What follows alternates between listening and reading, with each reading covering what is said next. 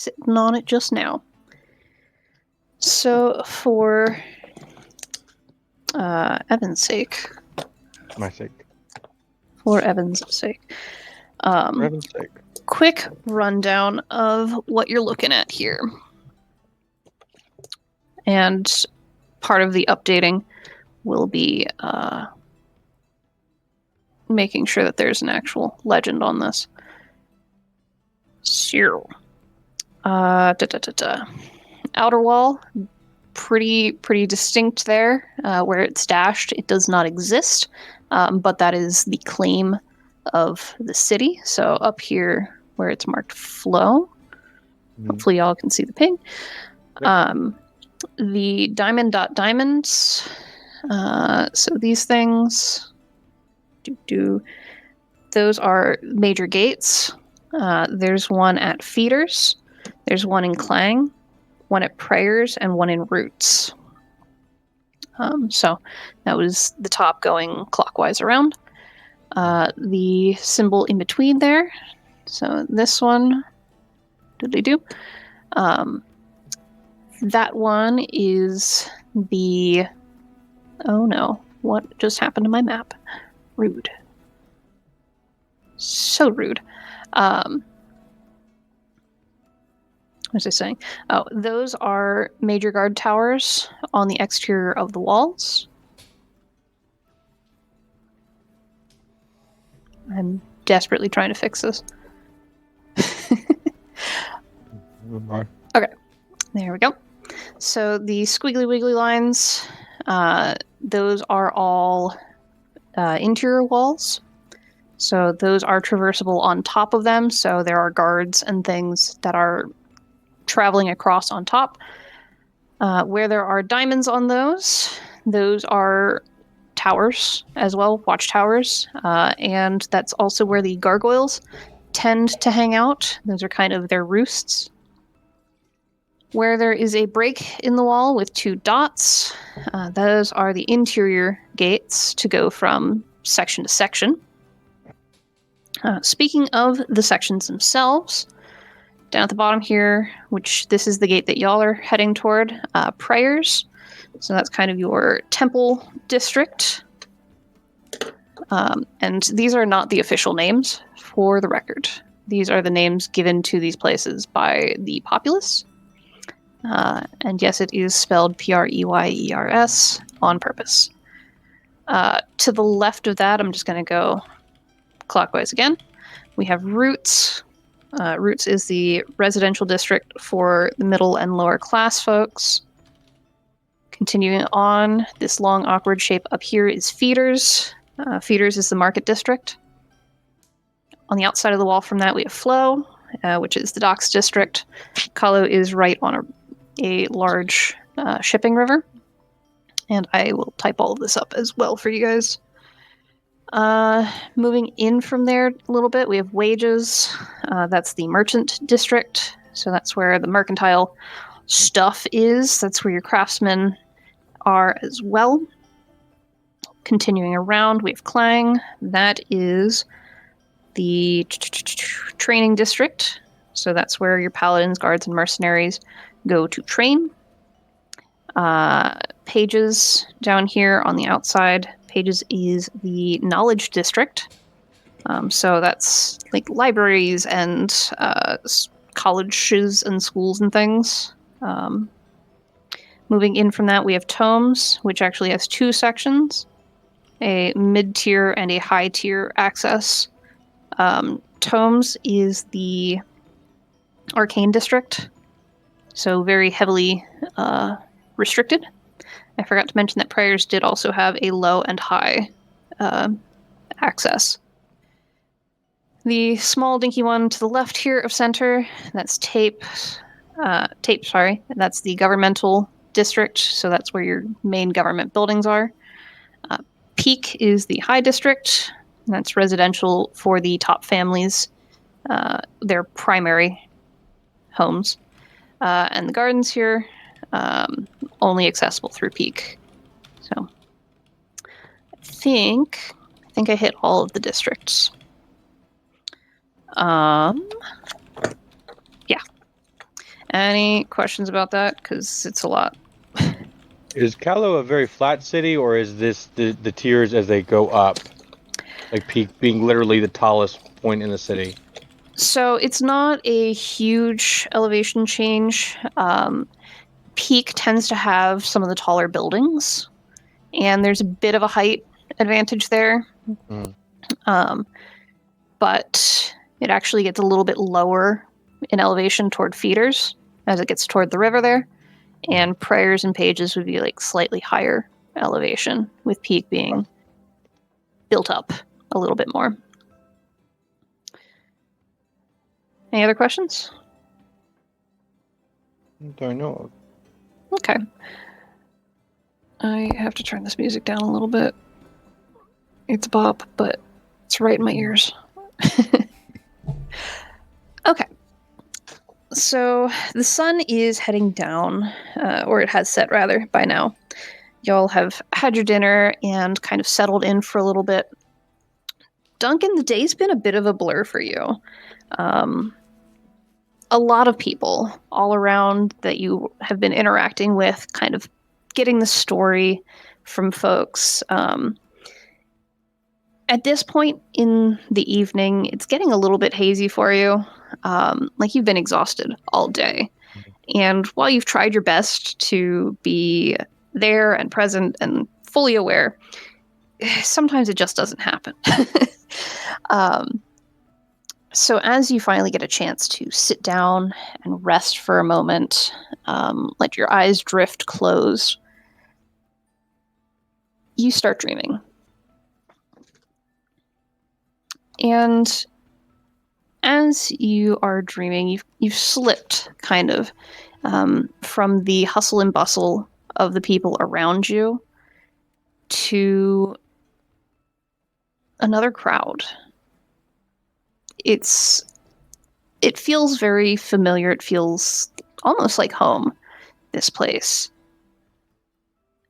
There are faces that you feel like you might recognize, but as soon as you kind of try to focus on them, they turn away, or something passes in front of them and they're gone, that kind of thing. Off to the side, in one of the kind of alleyways, you hear a child crying. Sounds like a young girl. And clearly she's upset. Nobody else seems to be noticing her.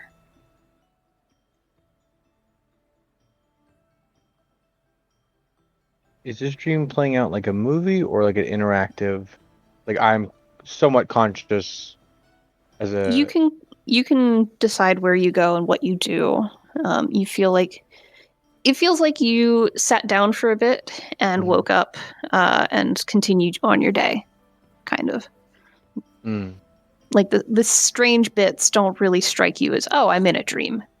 It's more I just. think Duncan's first thought will to kind of look around and see if he recognizes anyone around him. Sure. Is there anyone in particular you're looking for? The faces of Navos and Brun and Thane, the kind of his travel companions, who's like, this just could be another one of those situations that they have gotten him into. Derek, I don't think you guys decided on your watch schedule. Brun was determined to. He was going to even carry Duncan, if that's what it took to let Duncan get some rest, in order to make your meeting. Do you think you would also be sleeping by this point, or are you doing something else for right now? No, Navos would be up, anticipating the meeting. Okay. Mainly wanting Duncan to sleep as much as possible. Good to know. So, Duncan, looking around, you catch a glimpse of armor off to the side. You can try and go after it if you'd like. No. I'm just kind of looking around. If I don't immediately recognize somebody, my first priority is to this crying child. Okay. And hazily, I'll kind of stand up and walk towards the sound of the child. It's very strange that nobody else is reacting to her. Normally, people will at least kind of look in the direction, but nobody's paying any mind to this alleyway that you walk into. And kind of sitting off to the side a little bit is a kid. She's got like a single toy with her, little doll, and you hear her. I promise I'll be good. You just come back. Don't leave me here. Oh, what's wrong? And she looks up at you, tears just streaming down the face. It's very reminiscent of Kevin, almost. Mm-hmm. This is a young girl with kind of sandy-colored skin.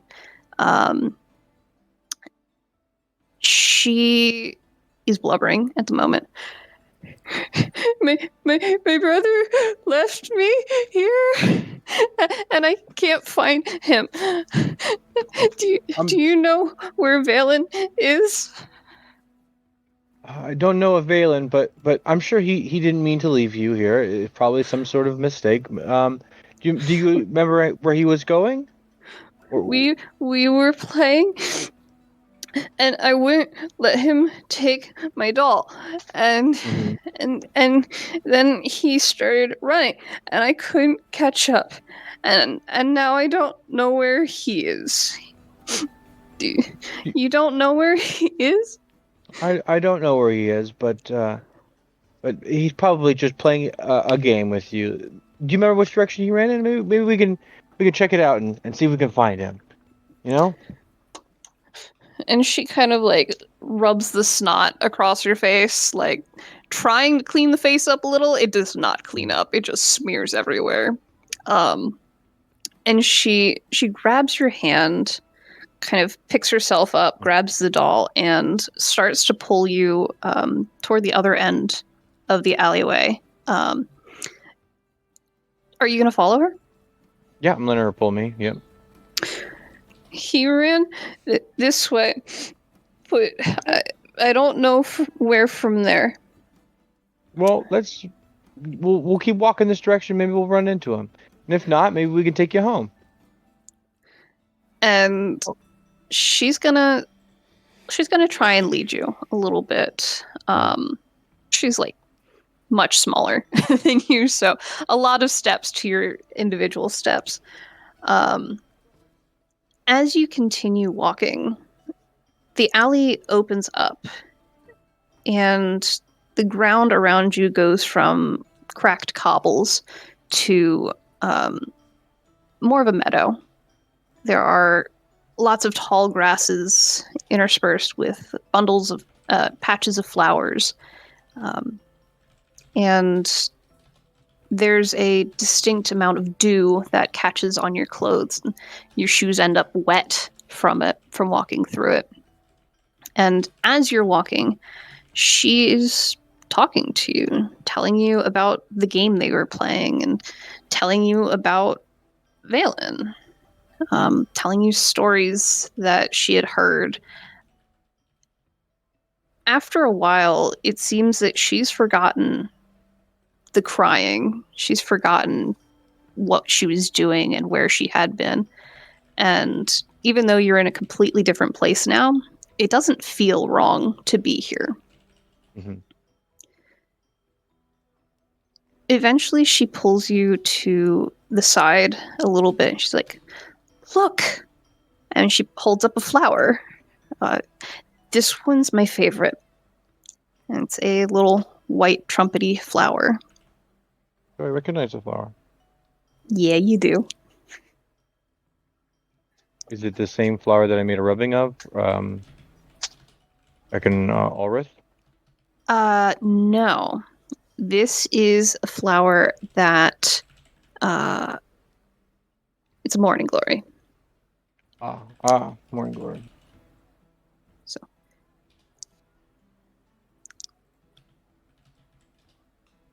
Oh. I'll take the flower and I'll kind of look at it and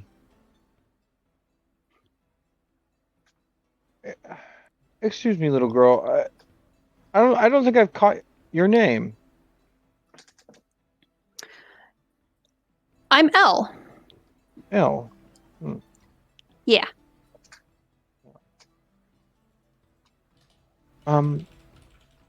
We were looking for your brother. Do you recognize this place at all? Is there somewhere around here your brother might possibly hide or go to?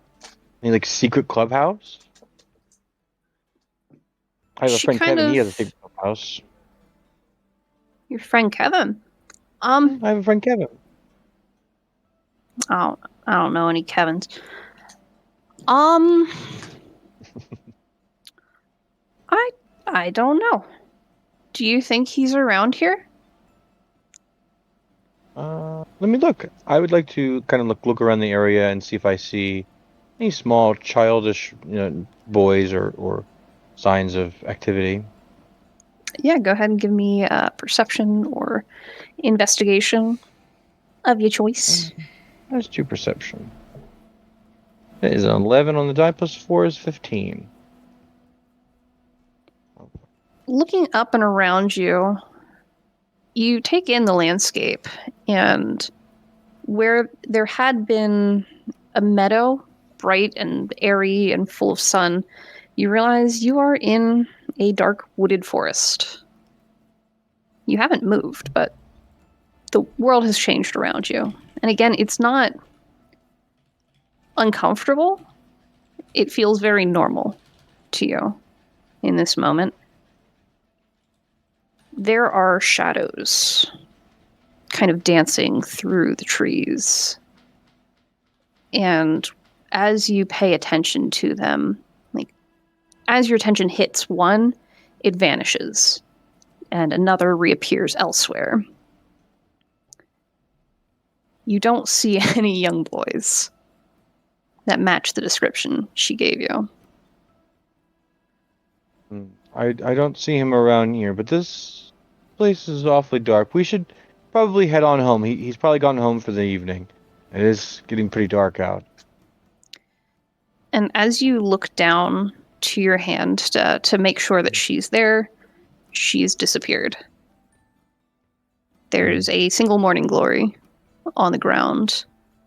The flowers all around you have disappeared by this point. There's not enough sunlight under these trees for them to grow. I will pick up the morning glory and think of the connection that all these things have and confuse myself and put it in my satchel or pocket or whatnot and kind of look around and make my way to whatever seems to be the nearest exit of this dark and misty forest. You take a step toward the trees around you. And Navis, around this time, you see Duncan kind of stir. Farney has gone over.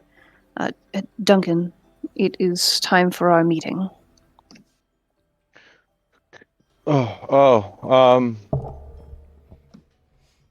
Sorry, a little out of it there.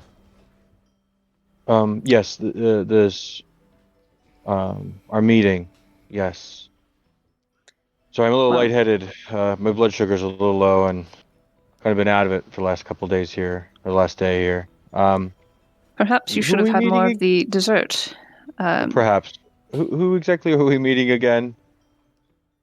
I believe Navos set that up. Navos?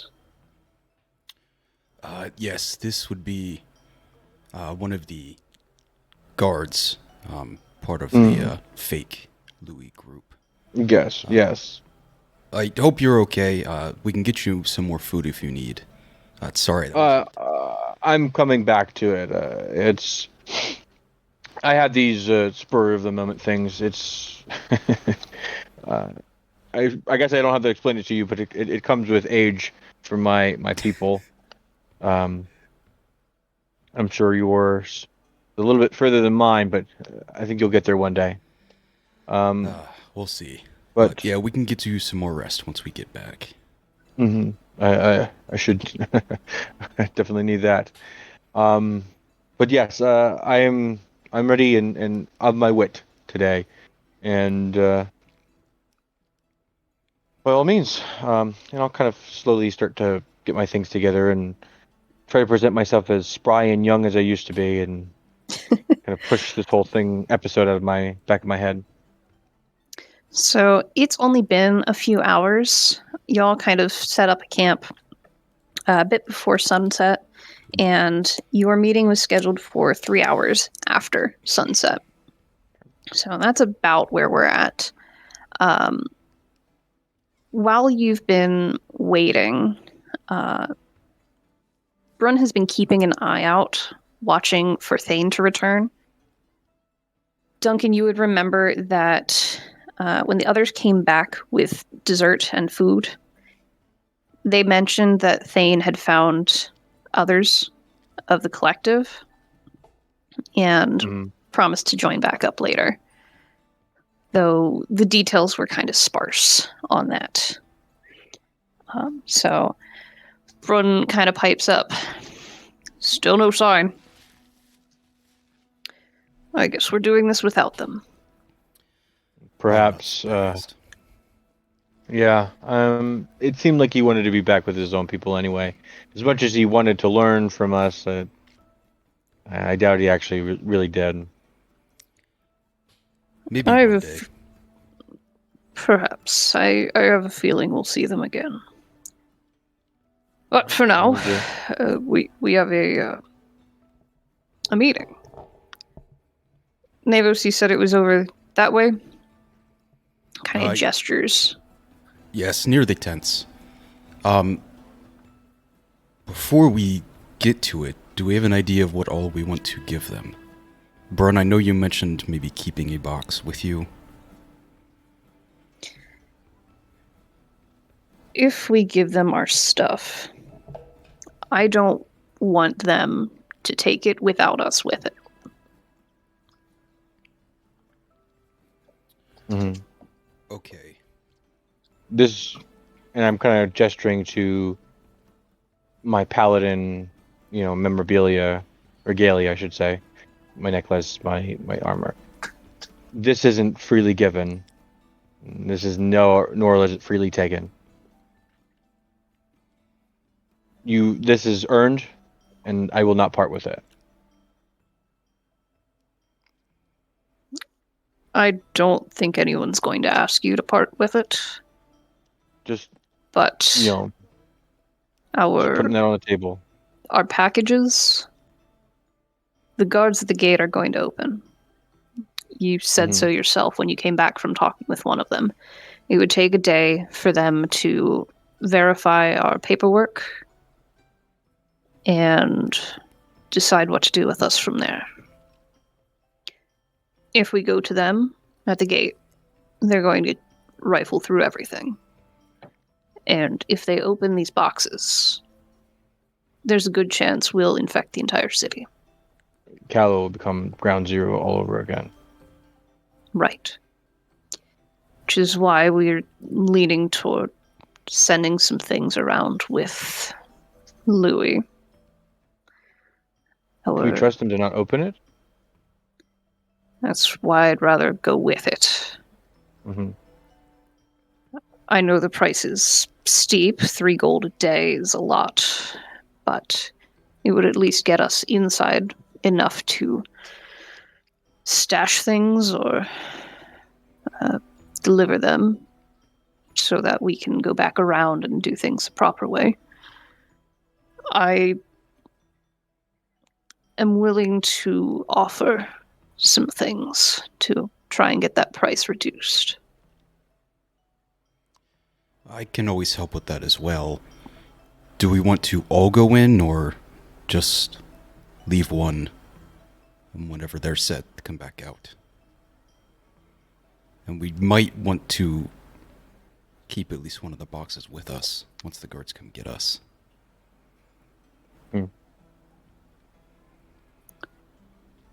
A suggestion then. The smaller box, Duncan, that you have has sealed samples. Jars. Mhm. The box that I have has less precaution if they open it. Perhaps we keep your box with you and make sure this one gets inside. My box Otherwise- also includes the sigil. Right. Yes, I agree with you that this box should not be given to anyone. Stays with us. Farney speaks up as well. If you are able to get the box in around the gate, I can keep watch over it until you can come in the next day. I think that's all right. I think we can find some place to stash it for now. Mm-hmm. Maybe have one of Louis' people just watch it every once in a while. I think you've done plenty. As you wish, Nevos. And Brun kind of like does the big man slaps hands on knees to stand up. Mhm. A little bit of a groan as he goes from about Thane's normal height to his towering self. The Midwestern exit. Well, Oh. Guess I should get going. Yep. Nevos, you mind leading the way then? I believe you know what we're looking for. Maybe the closest, but yes. I'll start heading out. Nevos, please give for me a investigation. Give for me. Give for me.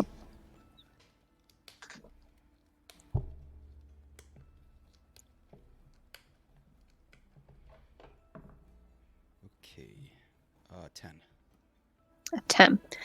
It takes some searching.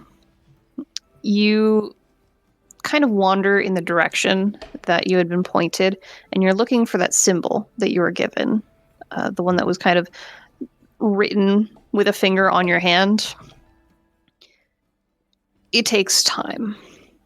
Enough time that you're starting to get a little nervous that you may have missed your 3-hour window. You hear a kind of raucous camp off to the side, and you realize that you recognize a couple of the laughs from your time on the road. It does seem to be the crew that you're looking for. As you get closer and closer and start kind of looking around their encampment, you spot carved into a tent pole the symbol. There's a group of, we'll say 5 people, kind of gathered around a low fire. Seems they brought some things to burn with them. 'Cause there are no trees. Are you able to describe the symbol at all? Just to keep an eye out for it, like, once we're in the city? Sure. Let me... I can draw a thing. Oh, maybe? Maybe? Am I on the right layer? Oh, come on, please. I'm trying so hard. What is happening? Why is it not working? Freehand? Okay, well, wait. I saw a red line. I also saw a red line. That's like half of the battle right there. Bruh. Alright. I'm gonna doodle this out and I will send it in the Discord chat for you. Perfect. Okay. I'm never asking for anything again. Mm-hmm. Yeah, please don't. I'll just make a wave to the group, just point towards the tent, and I'm going to slowly walk in as they're starting to laugh and kind of like join in. Like, ha ha ha ha ha. Wow, what's going on, guys? What are we laughing at? They kind of turn as you're walking in. Are you in disguise right now? Or are you yourself?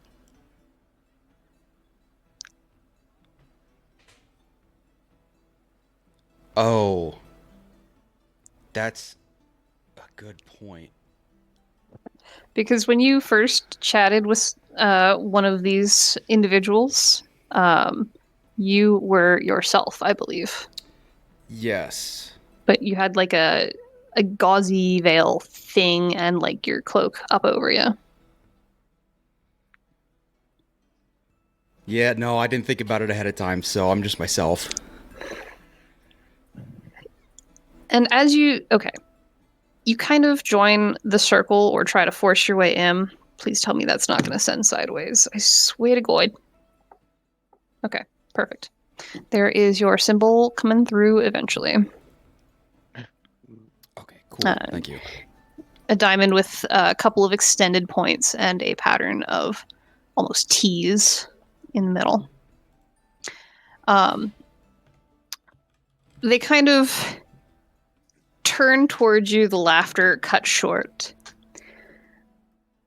Is there something we can help you with, friend? You a little lost? You a little drunk? I want to look out for the guard that I talked to at the station earlier in the day.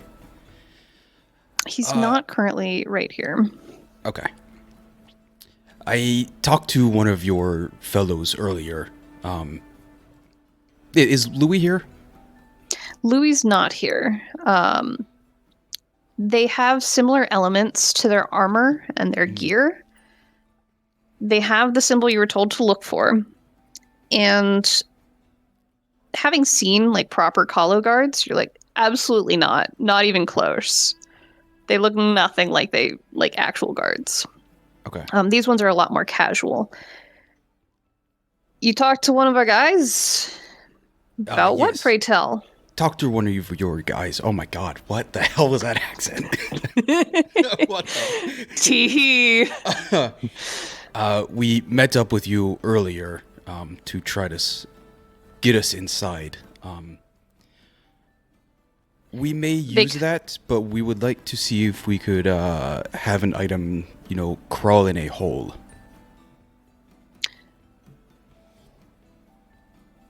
It takes a moment, and you actually hear another person come walking from past one of the other tents, and it is the guy that you ran into and talked to earlier. Well, look what we got here. Hey, buddy. Glad you could make it. Fellas, this guy, Hope it's a good time. Always a good time to see you. Yeah, it's fine. Well, I was telling the fellas here that you might be interested in some opportunities. So what'd you have in mind? What can we help you with?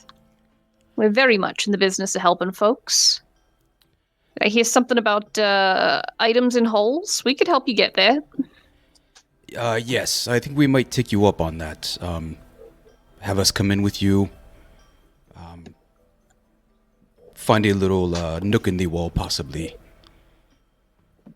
Oh, I see. Well, unfortunately, depending on what you got, it's gonna cost you a bit. You sure you can pay? How many bits you got? I think we should have enough bits. But I may add on, is anyone able to keep an eye on it? We may come back outside before being led back in. We could offer a pair of eyes, I suppose. Tell you what. You show us the goods, and we'll discuss from there. Are all of yous looking to get in? And Farney in the back is like, I'm good, thanks. I have my own way in. Brun is towering menacingly. Duncan, what are you doing? Being the most presentable of the individuals here. kind of using that presentation and sort of disgust of these are obviously ne'er-do-wells who are taking the name of the law and running it through the mud to do their nefarious deeds. And it's almost he feels embarrassed to be here, to be using these methods. But unfortunately, it's the only way to get these things in the city. And those needs, the needs of the city and the needs of the people of Alrith, they come before my own pride. Yet I'm just as prideful of the fact that here we are. And I'm just kind of giving those disgusted, disingenuous glances at these kind of people in their organization. But, just backing up whatever Nevo says, because we do have to get in the city, and this is the only way. Well, at least for them, because I can get in the city, I can just walk in. So the question was, how many of you are going in? And they want to see what they're transporting. For the item itself, I will let the big guy show you that. Look around. Do we all want to go, or just have one of us stop in? It'd be cheaper. Just leave immediately. It's true. Me and Bron could probably just walk in. We'll leave somebody, either one of us, on the other side with this box. You will probably have to be smuggled in. So if there's only one person to be smuggled in, it's probably going to be you. Yes. We just have to figure out what to do with our other box. See, that is the other question Bern and I talked about. We're already missing Thane. The guards saw all of us earlier, as you pointed us out. Would this be difficult for you and Brun to get in? If no, there's also another missing person. Once the guards come to get you guys. The guy you've been interacting with has kind of taken charge of the crew. You see most of them have been ushered to start packing things up. Sorry to overhear. You got some kind of agreement with the guards? We have talked to them. Trying to keep our items away from them, if possible. Mm-hmm. I see. We were close to the front of the line, but they said it's still going to take some days. Yeah, that line doesn't move. They let 1 out of every 100 in. Very fortuitous that you found us. Mm-hmm. We can get the box in. Because by this point, Brun has produced the cigar, or the money box. Mm-hmm. The quote-unquote guard. Kind of, the eyes lit up a little bit. Like, ooh, shiny. Bulrith extends a hand. Bulrith. Nevos. I'll extend the hand that wasn't drawn on. I think it's fortuitous, and this is a break from the game, that Ulrith happens to be a name of a major character from my campaign as well. What a weirdly... Fascinating. Name. And Ulrith. yeah, Ulrith. It's a U. Anyway. Right. Nevos, then. We can get you your box. All 3 of yous through. 4, 3. Kind of looking back at Farney, like, what's the deal with that one? It's just 3. 3 of yous. They'll be all right. They have their own way in. I see. So, are you looking for access to the city? You just looking to drop something off? For now, Well- just dropping something off, and then at least 2 of us coming straight back out.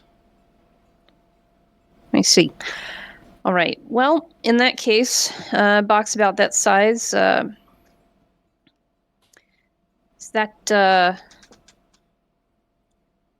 Is that bagged flash or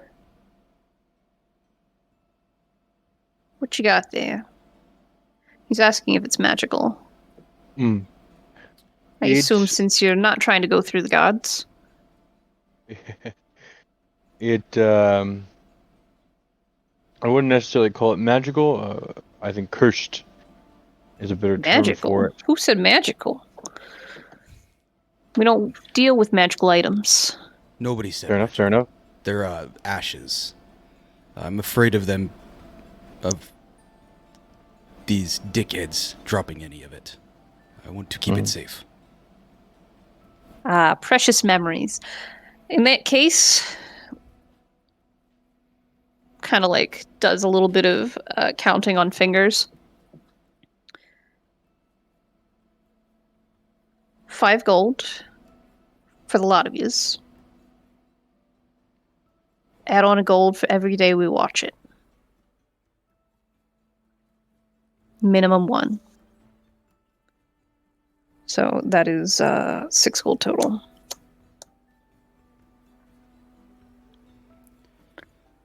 I will pay this, but you moon pigs better be good at keeping an eye out. We know what we're about. Bone pigs, please. They ain't got nothing on us. You ready to head out soon? You looking to lay low? What are you doing here? What's our time frame? As soon as possible. Yes, might as well. Tired of waiting. Darkman's it is. All right. Right. So, give us.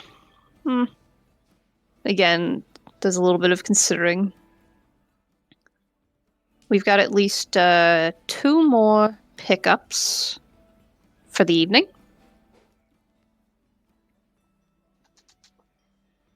One more clean finger. Meet us back here. You won't see our camp, but meet us here anyway. Okay, will do.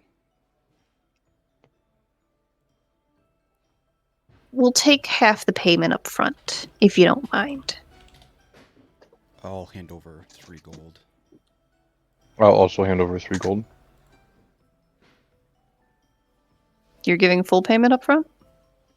Oh, yeah. Never mind. I'll keep mine. It is 6 gold total to get all of you in, plus a day of watching the box. Yeah, I'll just handles the current payment right now. Very nice doing business with you, Navos. We will see you here in 1 more finger. Same to you. Right, all. boys. And he does kind of a familiar whistle. You had heard Louis make the signal for packing things up. There's a cart, much smaller cart, that they throw things into. And they start moving their camp, snuffing out the fire, leaving very few traces behind that they had been there. Brun looks down to you, Navos. Nods a little bit. It was much easier than I expected. I don't know I if think they're that's not what- getting much work, but it is a good idea by you to go in together. Not smart to just let them bring it in. Well, I guess we have an hour. Or a finger? They keep talking about fingers. I know. I understand like the magical part, but like you could just say like an hour, 60 minutes. Actually, in this world, an hour. No. 59 Absolutely minutes. not. I am not creating new timetables. So yeah, you guys have some time to prepare, do any game plan stuff. If there's anything that you want to pick up, there are pseudo markets that have been set up throughout the camps. Things are quieting down since it's after sunset, but there are still pockets of activity going on. Do you guys have anything that you want to do for right now? Or shall We we? have an hour to figure out what to do with this other box.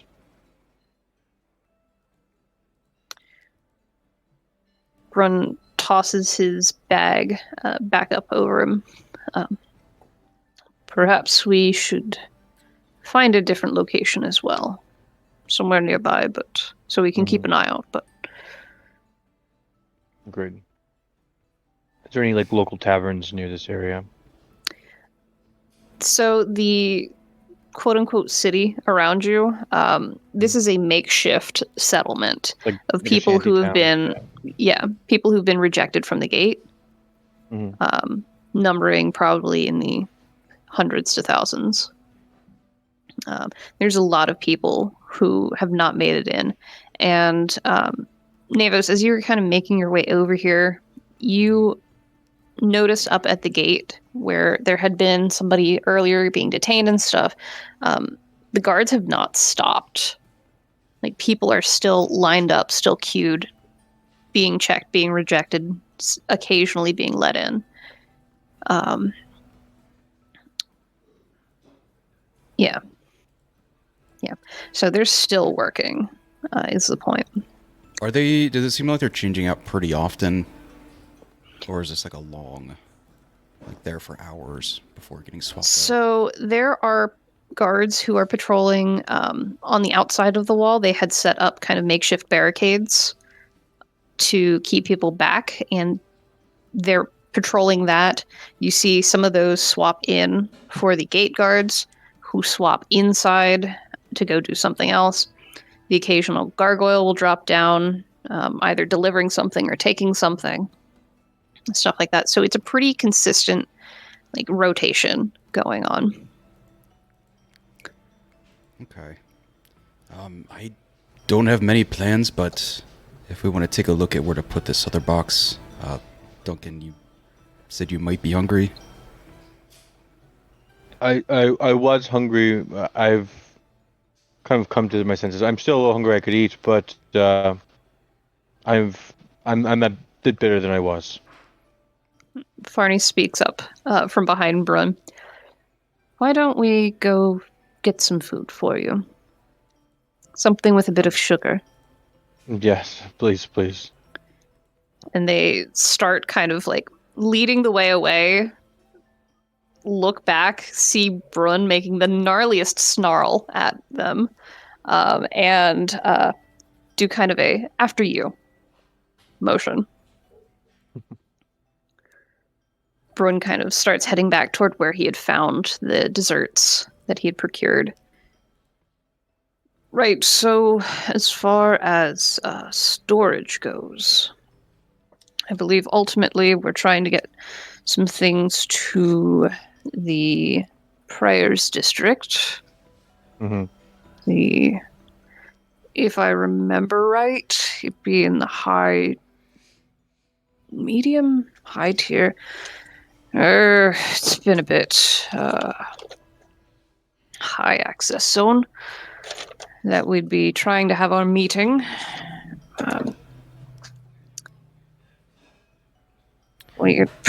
Any kind of like, you can see him running through the memories. It's been a long while since he's been here. Farney kind of pipes up. There are very likely a few different temples where we could leave somebody for an evening. The lower district of the temple district, the lower section of the temple district, there we go, tends to cater toward helping community. So offering shelter for an evening is not uncommon. Perhaps if we got somebody in there, we could then meet through the gate. What is the screening like once inside? If we do keep someone in there, do they keep the box on them, or does that need to be hidden? Well, we probably want to keep it with them. The less people that know about it, the better in general. Agreed. I'm not sure we would want to stash it and have our person nearby. That might give it away.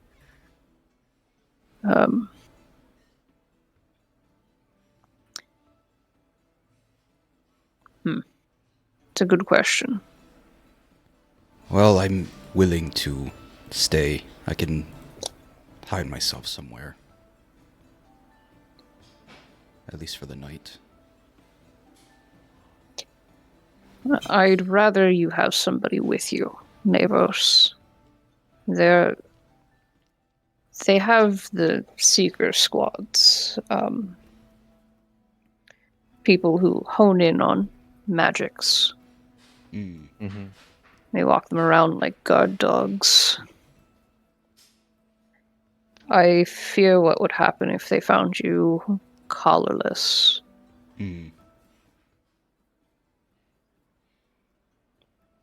There surely must be a Vidarian temple in there. I'm sure we could find sanctuary there as well, amongst my people. Sanctuary is one thing, but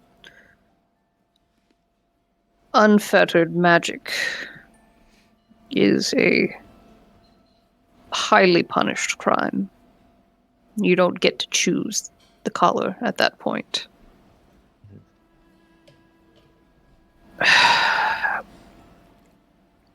Farney,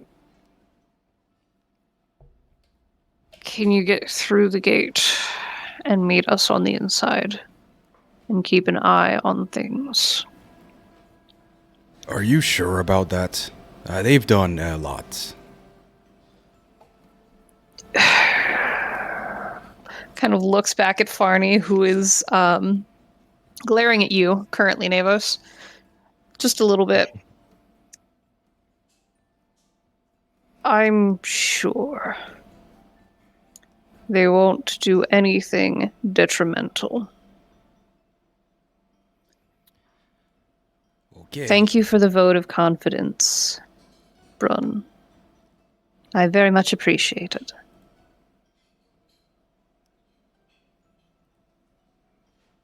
To answer your question, Navos, yes, I can get myself in.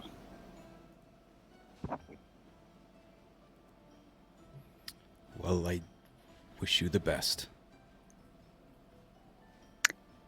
And you.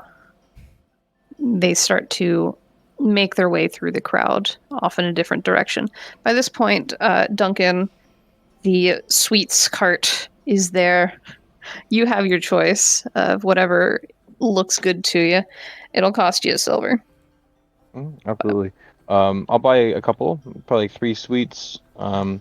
Looking for anything sweet, but not necessarily bad for you. So like fruit tarts. I'm looking for kind of bready based, like a sweet bread or like a pumpkin bread or something like that. You want some zucchini bread? Zucchini bread, that's delicious. Honestly, it is. All right. Yeah. It's delicious. Zucchini bread in real life is actually delicious. I love zucchini bread. It sure is. So, the person that you're buying this from, they mentioned that they're trying to get in to the city to set up a shop. There were openings. It sounds like there are one of the families that kind of manages most of the feeders district. They had put out a notice to surrounding areas that they're looking for bakers, somebody to run a bakery. So this individual was bringing stuff in. They don't live very far away, only a couple of days. So they made some stuff and brought it along. And for zucchini bread, it's still very soft, really good texture to it, even having apparently traveled a couple of days on the road. Mhm. So, surprisingly hearty, this bread. Very delicious. Nice bit of sweetness, but without kind of making your teeth ache. Mhm. Very important for an old man. Very important. I do floss though. So, I don't doubt that at all. so I'll buy that. Maybe a nice tart or two. I'm looking for apple. I'm looking for berry. Yeah, she's got some turnovers. A Perfect. little bit I'll of buy kind two of of a those. crystallized sugar on top. And for those 3 items, I'll give her 5 silver and the best of luck wishes. Perfect. You know, if this bread looks as good as it or it tastes as good as it looks, I'm sure you'll have a bakery in no time. This stuff, honestly, man, this looks delicious. And she beams with that. Thank you so much. Thank you. Enjoy. Thank you. Absolutely, I will. And Gives you a I'll little bit give of a wave. as I leave. Right. So we're sending Farney in. We'll meet them through. With the walk that you've taken, you've got a little bit more time to prep. Otherwise, you'll start heading back to your meeting location. Do you guys have any other prep that you want to talk about for right now? I think of I might see if I can try to grab something else to hide my face again. Realize after seeing the group that I was kind of just open-faced. Yeah, because you gave Farney back the fabric they had given you to cover your face. Forgot about that. Brun kind of like looks around from above you, trying to get that height advantage. Kind of reaches, grabs like a towel type thing that somebody's got hanging up to dry. Will this do? I guess. I mean, I hate stealing for someone. Also, it looks like it's still wet, but It's a little damp. I can let it dry as we move. Sorry, I'm not as good at this as Farney. It's probably about time for us to start heading back. Yes, I'd say. And yeah, you arrive once again, and as promised, there's like no sign of where these individuals had been. You see very faint cart tracks, but there are so many of those everywhere.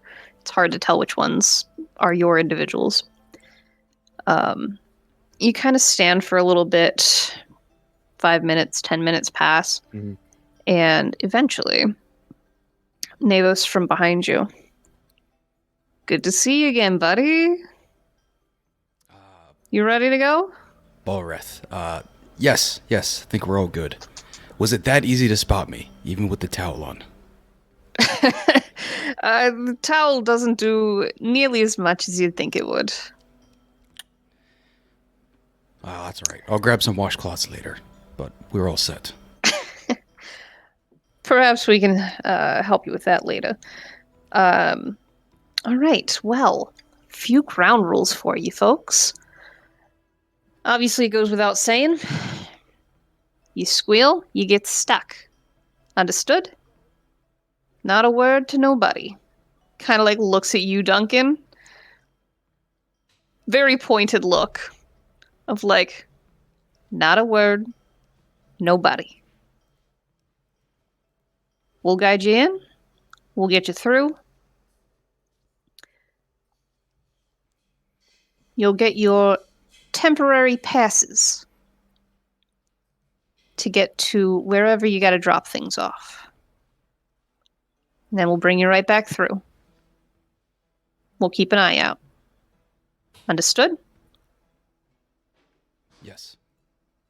Fantastic. All right. Well then, gentlemen, join me this way. And he starts to weave through the camp again. It's a very circuitous route, and unless you're really taking notes on the directions you're going, it's hard to keep track of the twists and turns. Let's see. Where is... Okay, fair enough. Yeah. Duncan, you realize that as you're going through the encampment, you keep picking people up. They stagger themselves, but you see faces repeat a few times with the different twists and turns of, oh, they're there again. They're there again. Okay. And you get the feeling that these people are part of whatever's happening here as well. Mm-hmm. All right. The night is dark. The moon is fairly small at this point, which is very convenient for you guys. Just kind of a sliver of light heading toward the horizon already.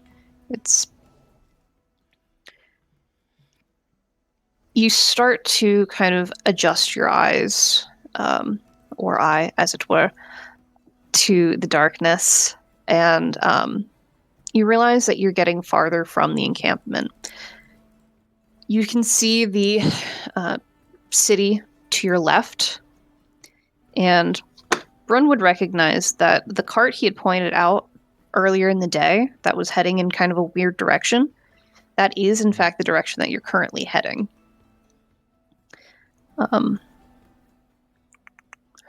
Bulrith occasionally will mutter something to you to like stop or hold up for a moment, get low, instructions like that. He's keeping a very close eye, kind of all around, but more closely toward the city.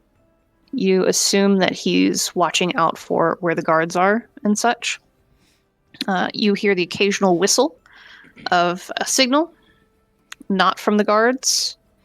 You realize the guards really haven't been doing like auditory signals for most things, other than when they were calling down gargoyles, they were doing something with their hand to their face, but it was nothing that you could really hear. So you're not sure what kind of signal that was, if it's magical or what have you. So you eventually arrive. There is a gap in the guard, and you are told to wait. And Bulrith gathers a few people who kind of slink from the field around you. You realize you've been surrounded this whole time, basically, but they're very good at staying out of sight. You hear some low murmuring. If you'd like to try and listen in, you can. But Absolutely, Navos, I'll yeah, trust these absolutely. people. Nat 20 on the die.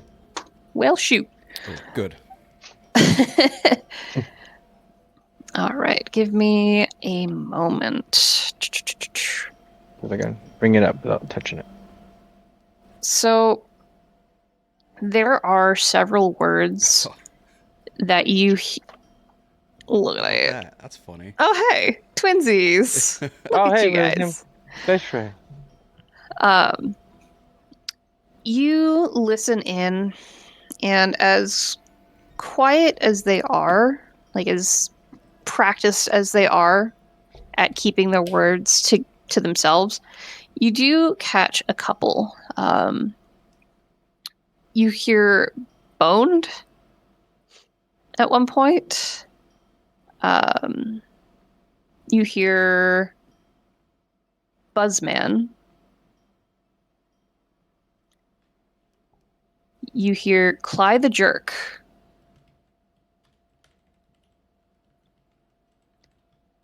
Dangle Stuff.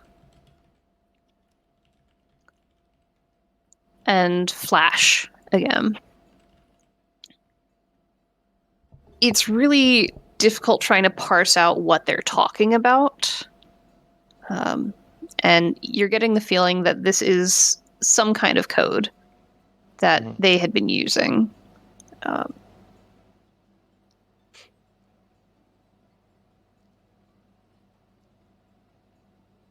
Okay. Yep, So this is the words you got. They don't mean much other than what you can extrapolate. But you did, in fact, hear them. You also hear them say about something, wretched thing on the move. Something, careful in their territory.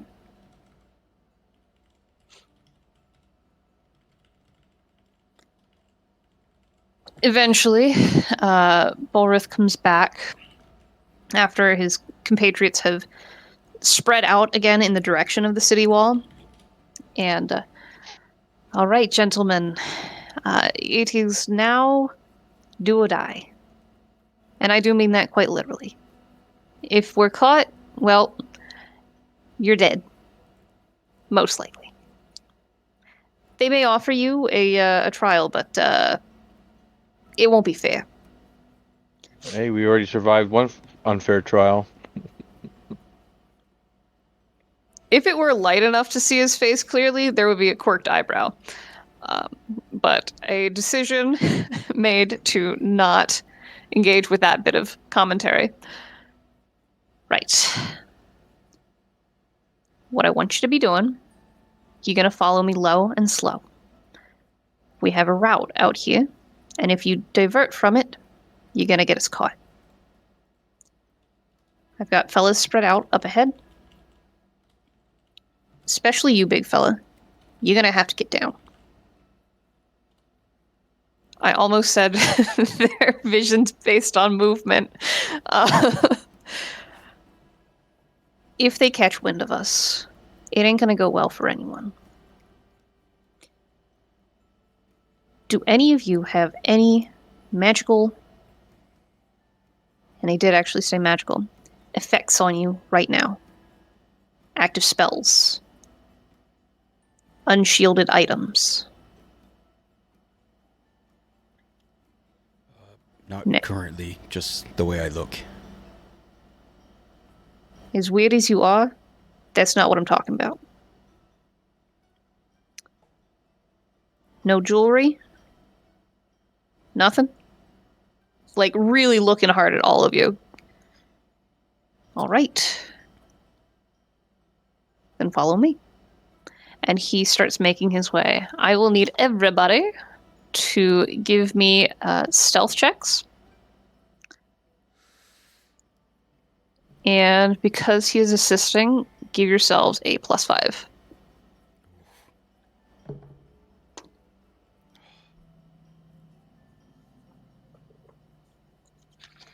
Give me but a moment. 6 + 5 for an 11.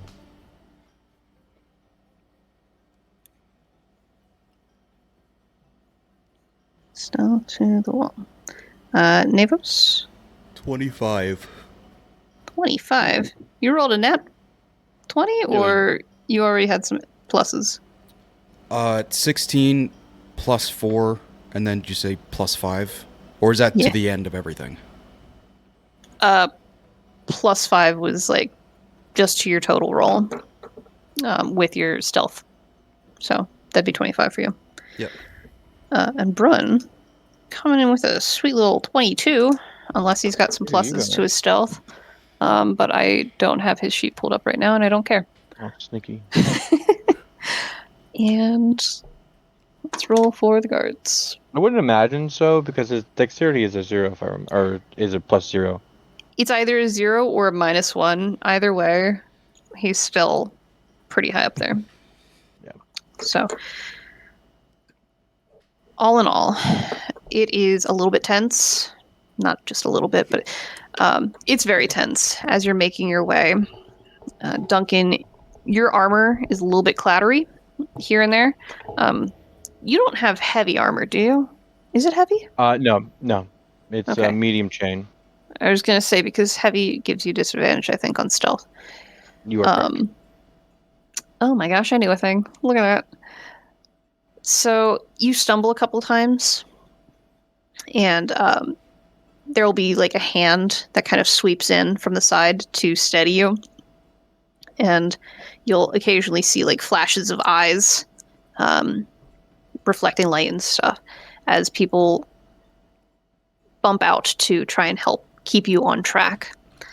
Navos, you are so focused on the guide in front of you.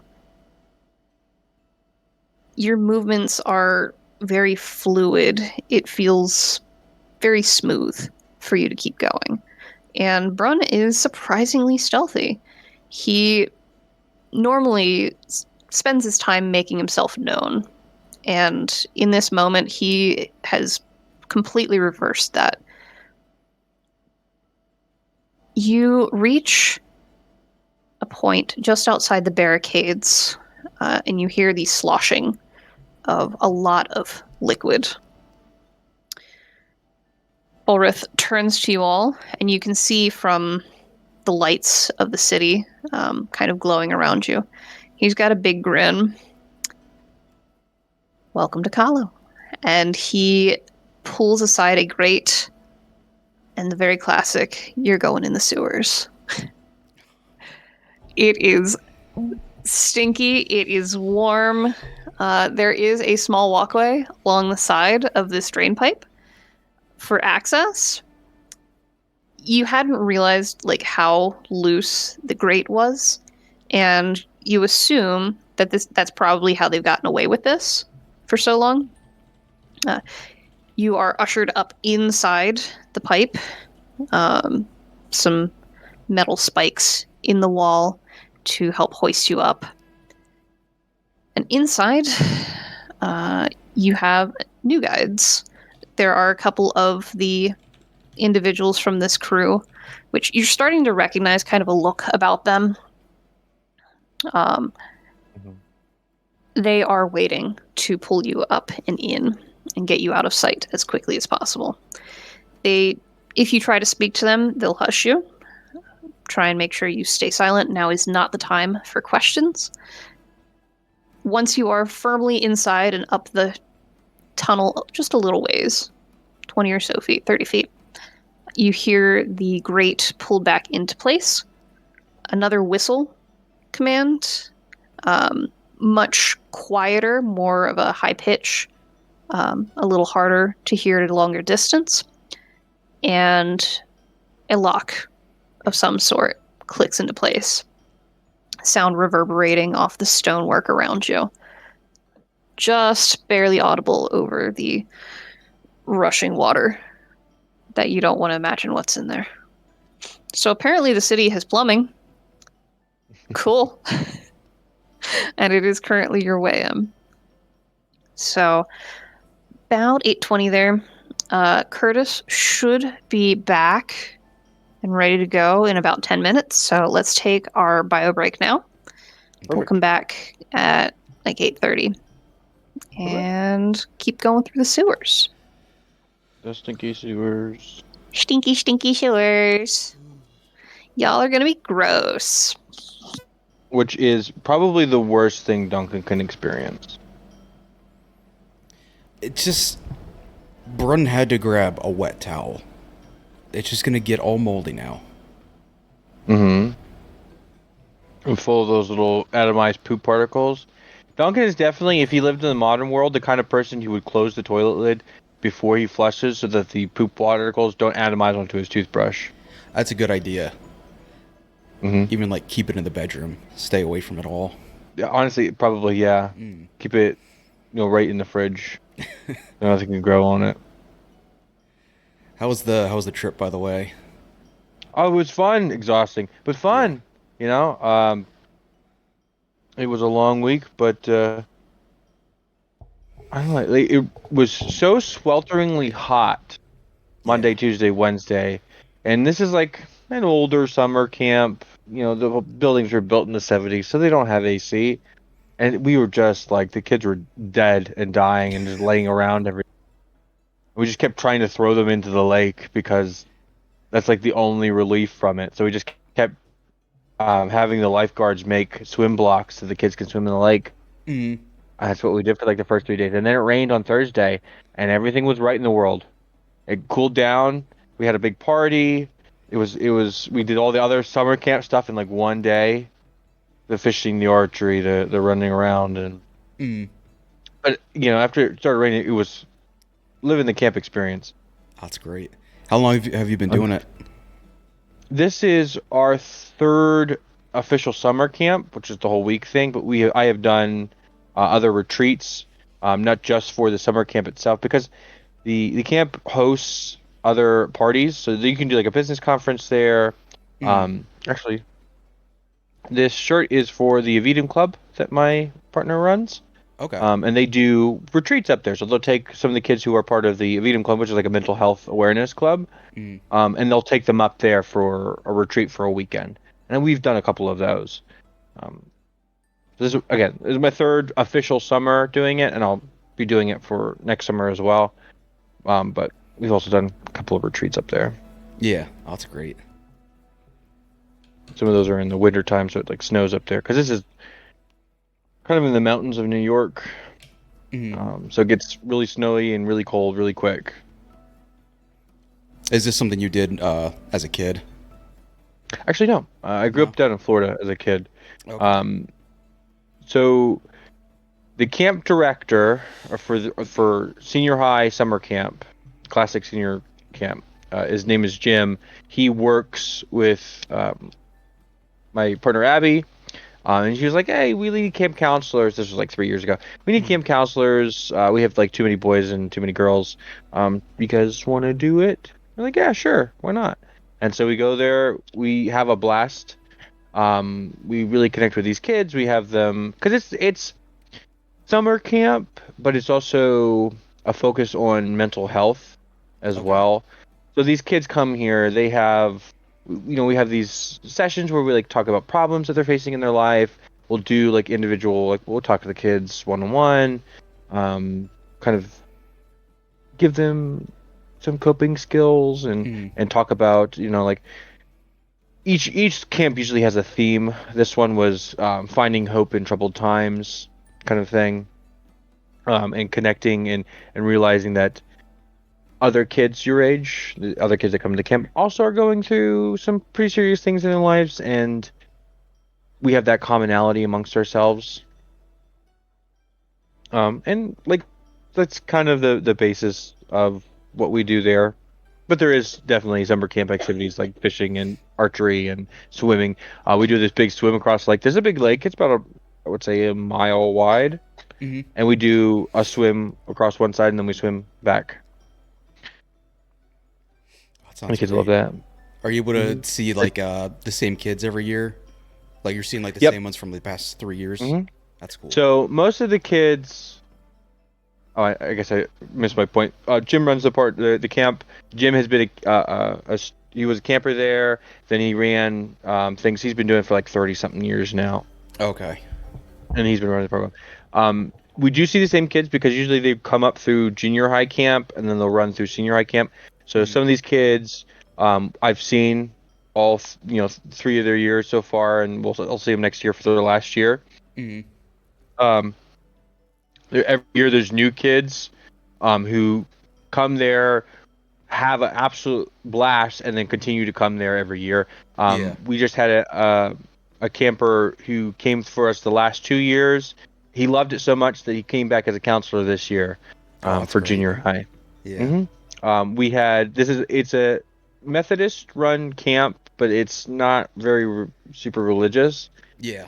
And so this year we had the opportunity to host a whole family of Muslims as they just wanted to experience summer camp.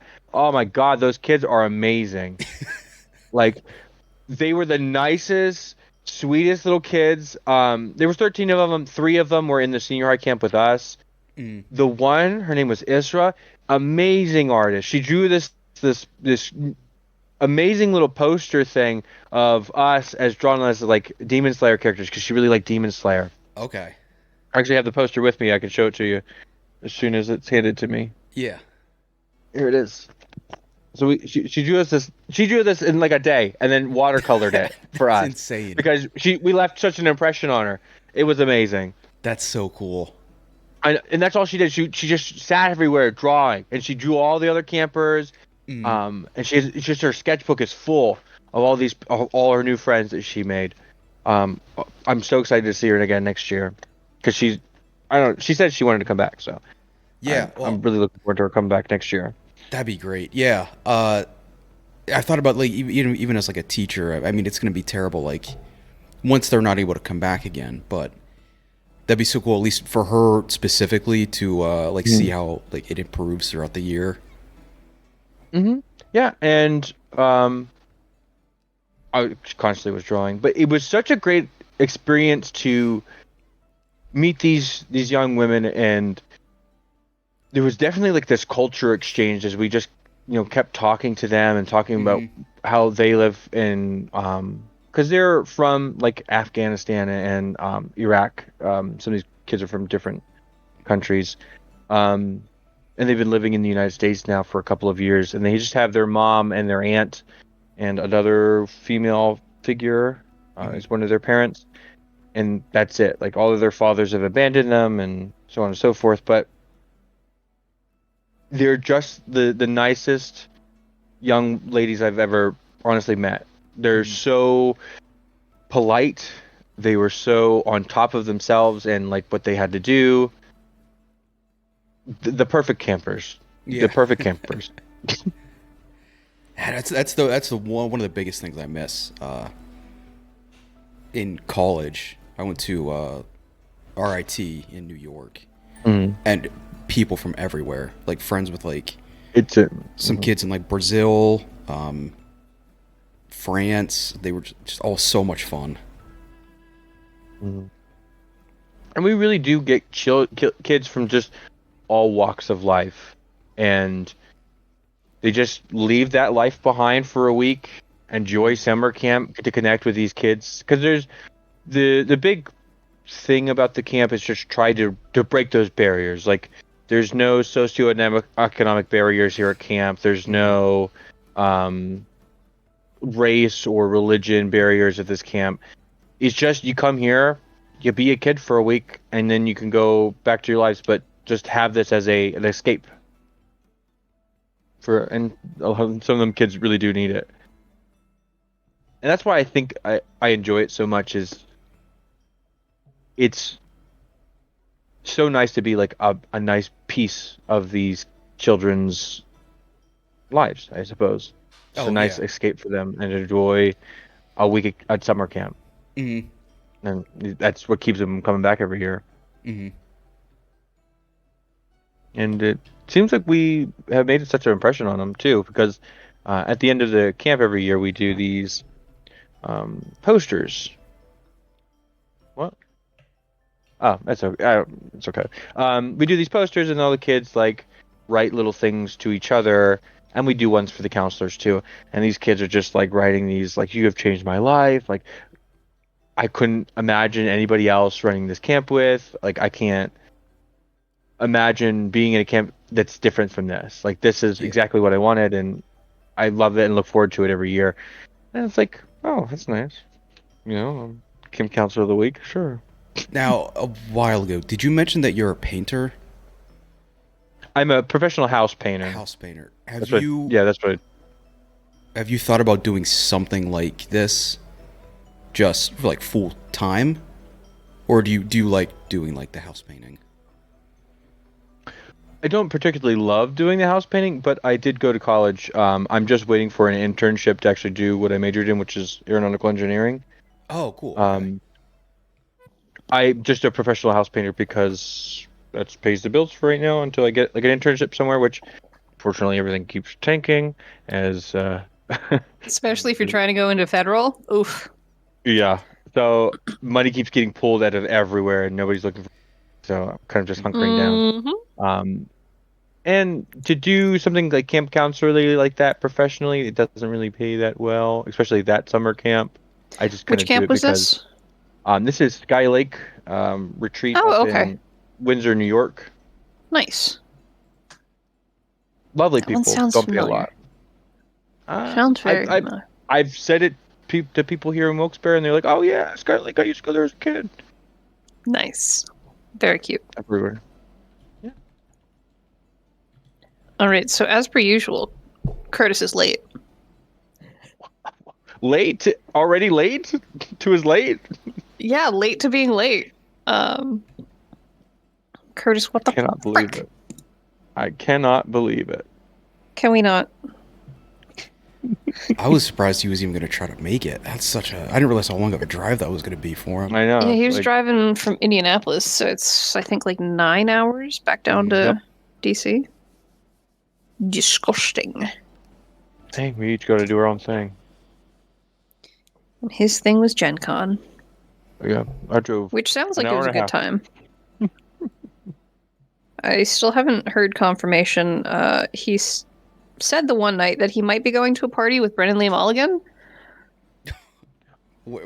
Surprisingly, I also have a story for that. One of the counselors with us at summer camp knows Brendan Lee Mulligan, lived in an apartment right after Brendan Lee Mulligan left. And then Brendan Lee Mulligan came back because he knew the other roommates, and they had a private D&D game. That's fun. Oh, okay. That's Yeah. nuts. All right, go off. Yeah. This counselor also is like he works on Broadway and does stage lighting, and that's what he's a structural engineer. Yo, that's dope. I know. Well, Francis, love him. I don't blame Curtis if he can get some details on the new Critical Role campaign. I know. Is like Matt Mercer Right? playing as a character? We don't know yet. All right, Curtis, what the frick? Damn. Man.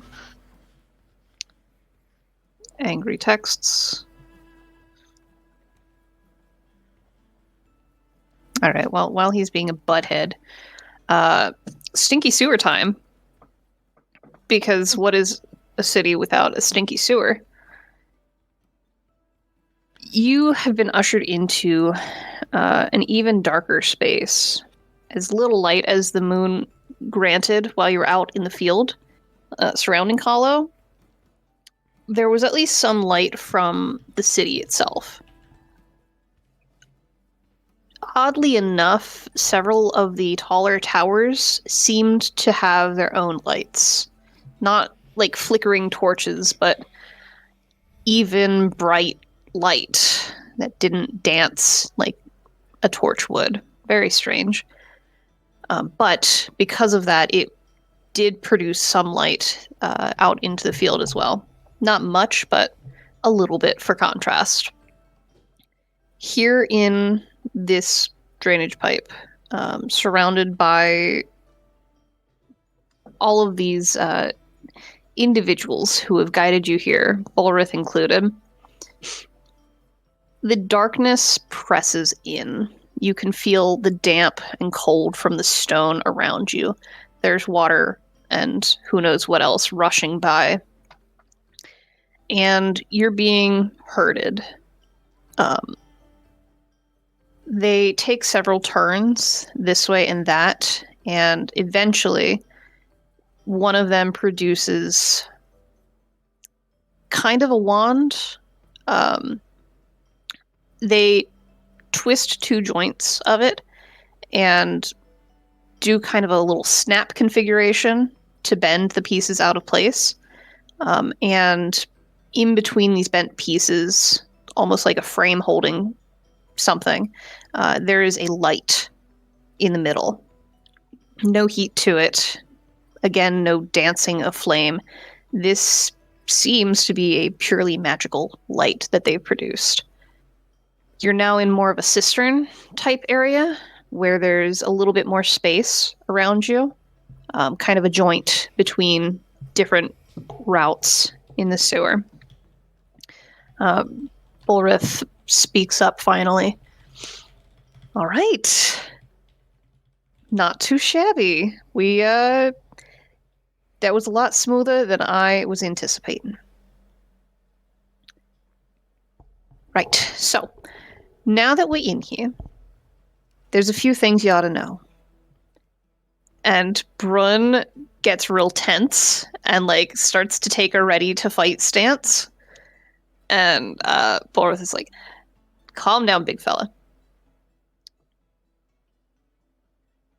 There are hazards while you're down here. Not just trying to find your way through, which that's why you have us. There are a few folks who live down here. And he's kind of like very carefully picking through the words. Like, folks was an interesting choice. A weird little pause that went with it. They don't appreciate interlopers. We, kind of gestures to himself and his crew, have an agreement with them.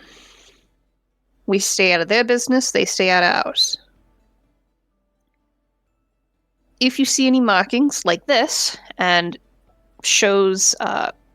grabs the light from the person who produced it, and there are kind of scratches about, say, knee to shin height, somewhere in that range. If you see markings like this, leave them alone. You got it? These are from the Sifters. They dig through the refuse of the city, collecting things they want, leaving what they don't. If you interfere, they sacrifice you to their god thing, I think. I'm not quite sure. Like I said, we try not to interact. They sound like poor, wretched things. Wretched things, indeed. Hey, Who the heck? who is this? Kragothi. Hello. Oh, why does it look like I'm in hell? Well, it does kind of match where we're at right now. I was gonna say, welcome to the U.S. Hello, everyone. Oh, Hi. Hello. We're in the sewers. Dope. You rolled very well on your stealth check. Dope. Even though I have disadvantage, Why do you have disadvantage? I'm in chainmail. I thought it was just heavy armor. Chainmail is like this armor is heavy armor that I'm using. What? My sheet, Aw. yeah, I have disadvantage on my stealth. That's okay. Well, I'll take the win. that's my fault for not checking your sheet. that's pretty much- And I even said, unless you have something on your sheet that changes things, but I didn't care, so can't take that back. You actually did say that. I did. Specifically. It's in recording too. It's recorded in 3 places now, so I can't exactly avoid that. Anyway. So yeah, you've just been told that the markings, the scratch marks that you're being shown about knee to shin height, depending on who you are, those are from the Sifters. And you do not interfere with them while you are hanging out with the current boys that are guiding you. Heard. Okay. That seems pretty clear cut. Yeah, pretty cut and dry, except for the sewage. Except for the wet. Except for the cold and the wet. So let's see, what else did Curtis miss? What else is going on right now? My brain just went blank. Cool. We're all inside except for Farney took one of the boxes and is going inside by themselves. So no, Farney is going to meet you inside. You're going to leave a Oh. box with them. Okay, Mhm. gotcha. We have both boxes still. Okay. Yep. So your current guide is Bolrith, Bolrith. Oh, Human guy. Looks very much like many of the guys that you encountered on the road, posing as guards, but their armor definitely doesn't match the guards of Kalu.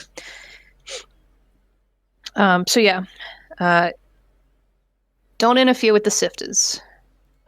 And Duncan had just mentioned wretched things. Wretched things they are.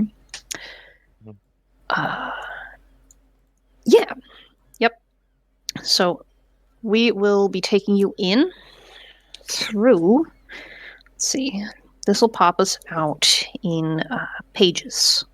So a little off to the side. Your plan was to meet Farney in Prayers. They were going to make their way in and meet you there. You're going to drop the box that Brun has with them, because if that one gets opened, there's nothing holding or sealing the torso that you have in there, whereas the box that Duncan has jarred samples. Oh yeah, the head, because the head's in my box. The head's in your box as well. Okay. Right, it wasn't the torso, it was the head. Yeah, no, there was not much left of the torso. Yeah, you did gut it pretty heavily. I did a good job. So yeah, the decision was that Duncan's box, should they break the seal on it, should not be as detrimental as if they broke the seal on the one that Brun has. Copy. Who amongst you has... So Duncan has the permissions from the bishop. The Ritz. Who has Jepka's note? I also do. All right. Fantastic.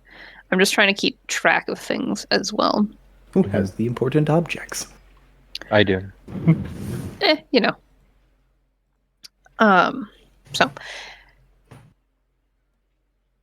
y'all are going to keep following us. We will get you inside. Like I said, we'll get you into pages.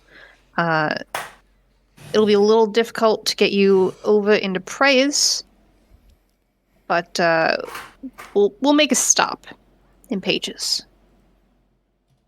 Any questions before we continue on? GM question. Has No. Brun heard of sifters before? Does Brun know anything about them? Roll for me.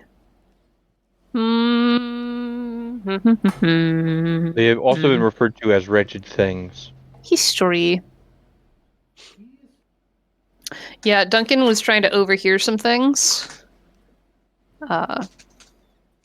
And got a lot of code that he didn't understand. I'm so sorry, Alexis. I swear to God, if you just rolled a nat 20 again, I'm going to riot. 20.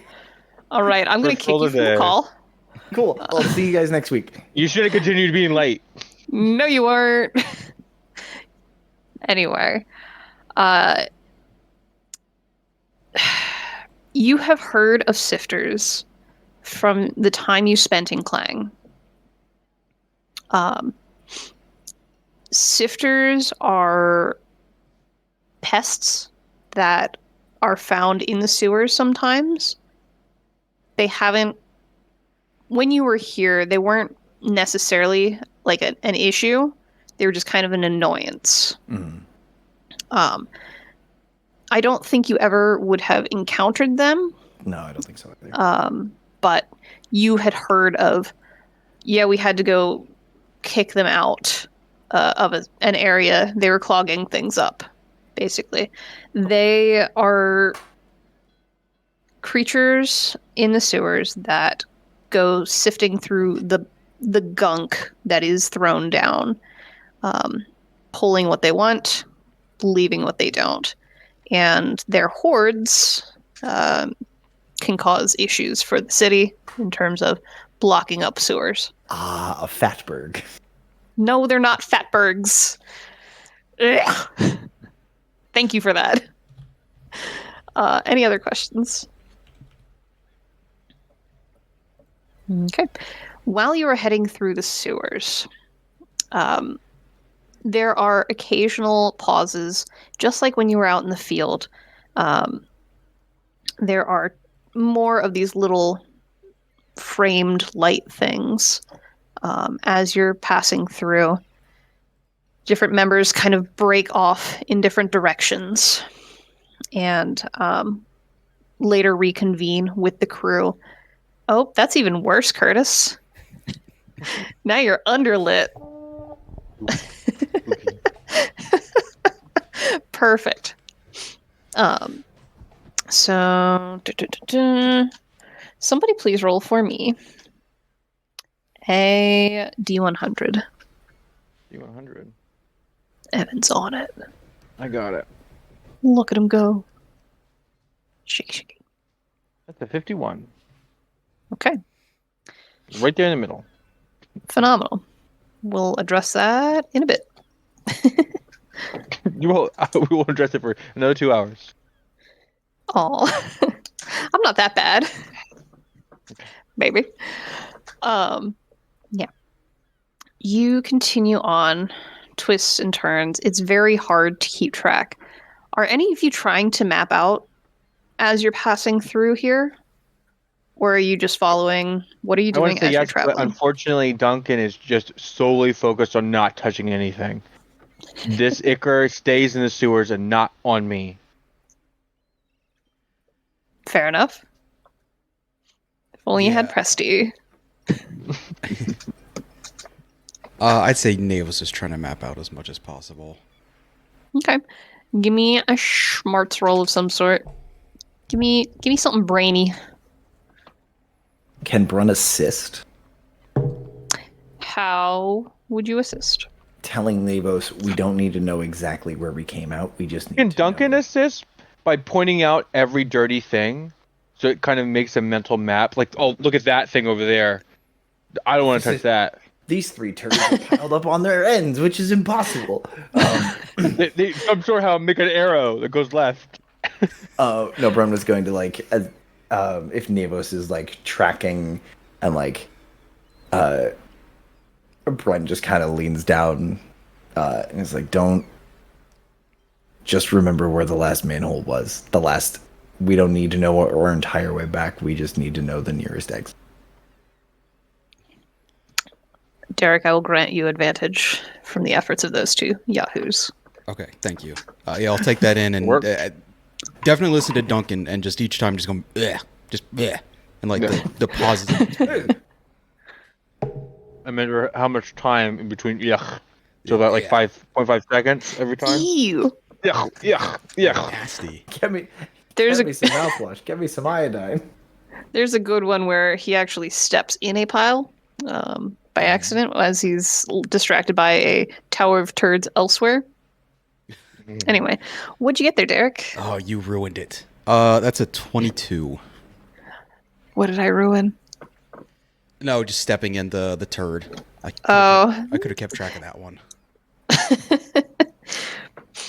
All right, a That was a good 22. plan.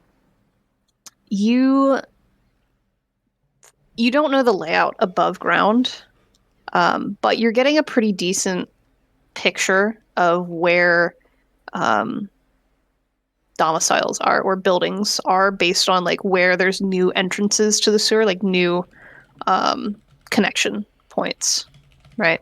So you're starting to get a better picture of what the ground above looks like just based on where it's interacting with where you're at, if that makes sense. And there comes a point where you all are told to just wait. They're going to leave you in a spot as they kind of scatter in 4 different directions. A couple of going off in teams, generally. Right. This is where we got to figure out the best way to get you where you need to go. Sifters move around once in a while. So instead of coming upon them, we're going to scout things out, see where they are, see where they aren't, and go from there.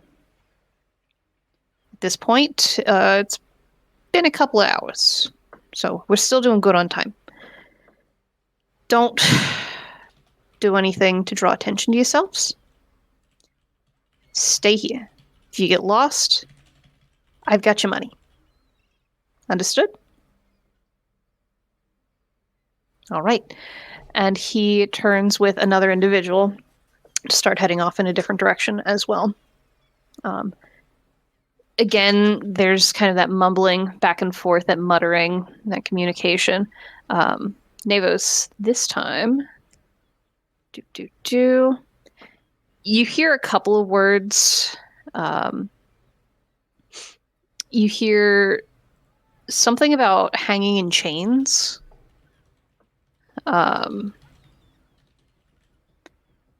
you hear hubbub, which is not one that you are super excited about. It gives you thoughts of Thane, Jemmy, and Kate.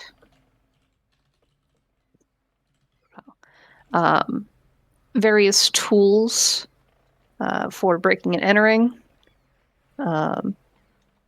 Something about a riot. And someone vile.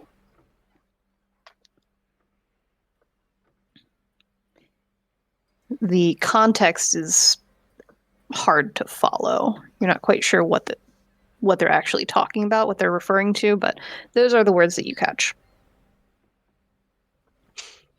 For now, you guys are alone in the sewers. They were kind enough to leave you a light. So, Curtis, I don't think you heard me describe. It's kind of a wand that they twist in opposite directions. Different segments of it fold and break in different directions, and there's a magical light that sits in the middle of this kind of frame, almost. No heat to it, no flicker. Just a low, gentle light. Enough to avoid most of the turd piles and corpses of rodents and things. Excuse me. But not all of them. There are echoes in the tunnels around you as water rushes from one side or the other, and the footsteps of your guides get farther and farther. It's very hard to track them down here. There is... I had already mentioned that's cold and damp. At this point, you can see like there is some like moss growing in different areas on the walls, and the ground is kind of slick beneath your feet. It's taken a little bit of concentration to avoid slipping, which you imagine would be disastrous. You'd just have to end me there. If I fell in, I'm dead. What fun things did Duncan contract? Oh, God. Mm. You imagine Thane would have had a horrible time considering their reaction to the sick ward back in Alrith. Mm-hmm. The efforts of producing no-nos that failed. Brun just like...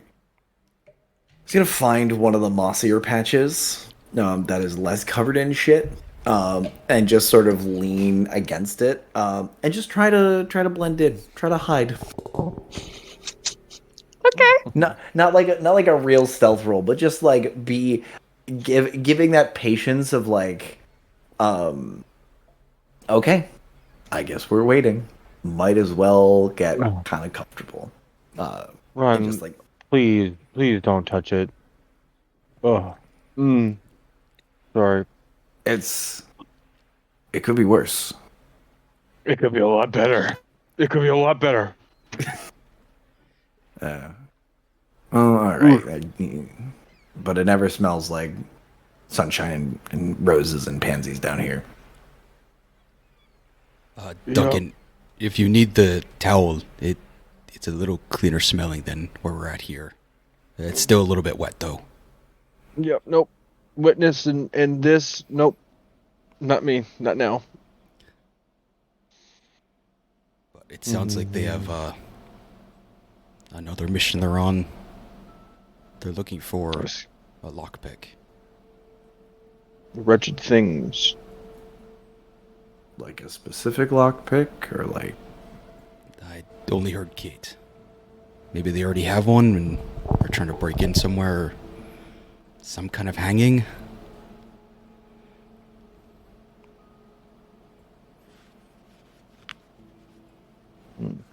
Maybe they're trying to dangle stuff. Navos, it's very strange hearing that come from Duncan. You're not quite sure why he's talking about rope? I was referencing the chains.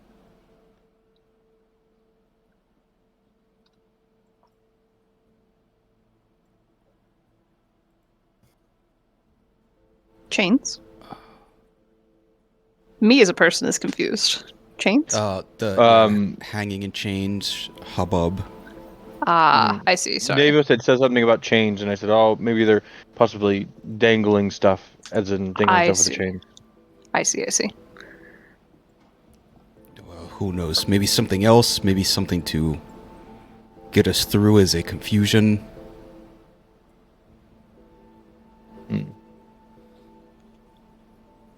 But I think I have a. If we're ever back here, Oh God, no, but not. I know. Velos, please, if you can hear me, please do not put me in the sewer again. I can run us through pretty quickly, I think.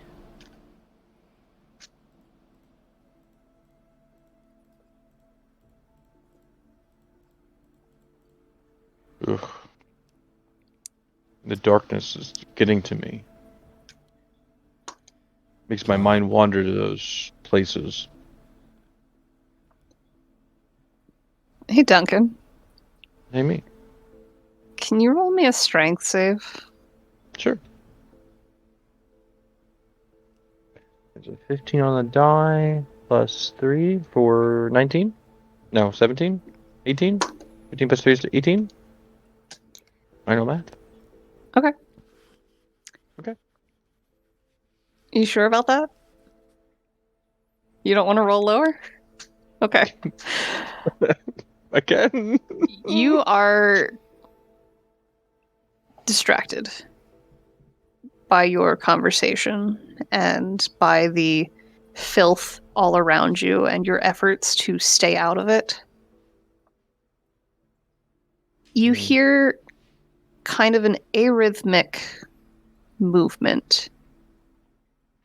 Ta-tunk, ta-tunk, ta-tunk, ta-tunk, ta-tunk, ta-tunk. There's a brief pause, and then something hits you from across the water. So you've all been kind of hanging out at a junction. Something ran up the tunnel, made its way across, and is now curled around you, sobbing. Jepka! And it's keening, it's wailing, it's screeching the name Jepka while clinging on you. This thing is heavy. If you don't do something about it soon, it will pull you down into the sewer, into the water. There is a flurry of feathers and filth and ragged hair and clutching hands that are all over you.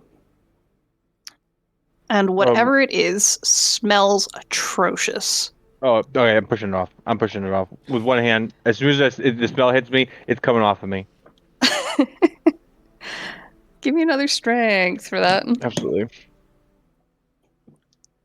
1 plus 3 for 4.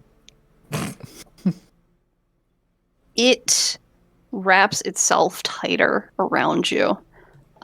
This time swinging you more toward where Brun is sitting. The low light that you guys have with you does not give enough definition to see what the heck this thing is. But there is flailing going on in front of you. As Duncan sort of spins, Brun's gonna like pull himself off the wall and grab, just reach out and grab either Duncan or the thing, to keep Duncan from going into the sewers. And Brun's just going to sort of just grab and be an anchor and just be an immobile for just like, just stop. Please stop. The wailing does continue, mixed in with, why did you leave? Jepka back. Jepka. Jipka. Where'd you go? Jepka. I'm not going to do the screeching, because I do have neighbors Can I through the wall. can I try and like remove the You can try and individual separate? from- Sure. I would like to try it to just like gently sort of peel away this menace. If I Sure. could help out. I'll take the Uh-huh. other side. Yeah. Are you both rolling or doing one with advantage? If I could just give him advantage. Sure. Athletics. Yeah. Thank you for the advantage. That is a 16. You kind of get your other hand in front, like in between, kind of jam your hand down in there. It's kind of like trying to reach down the side of your car seat because you dropped something, Oh, in that like wet, yeah. but it's So- like got. It's like the bin juice from the movie theater. Nope, that's all you had to say was bit juice. We are good. Specifically Duncan, from the no. movie theater. Was there a content warning before we started this recording that I just missed? The content warning was that when you you were guys coming signed straight- on for this. Coming straight for my sense of smell and taste. Uh-huh. Yeah, I don't remember sewer being listed in the consent sheet. Sewer, I'm okay None with. of you said it was a Movie theater problem. Bin juice is an issue. Bin juice, yeah, bin juice is not. All right, going forward, I will refrain from saying bin juice anymore. Much That was my last appreciated. one. Thank you, Bin juice.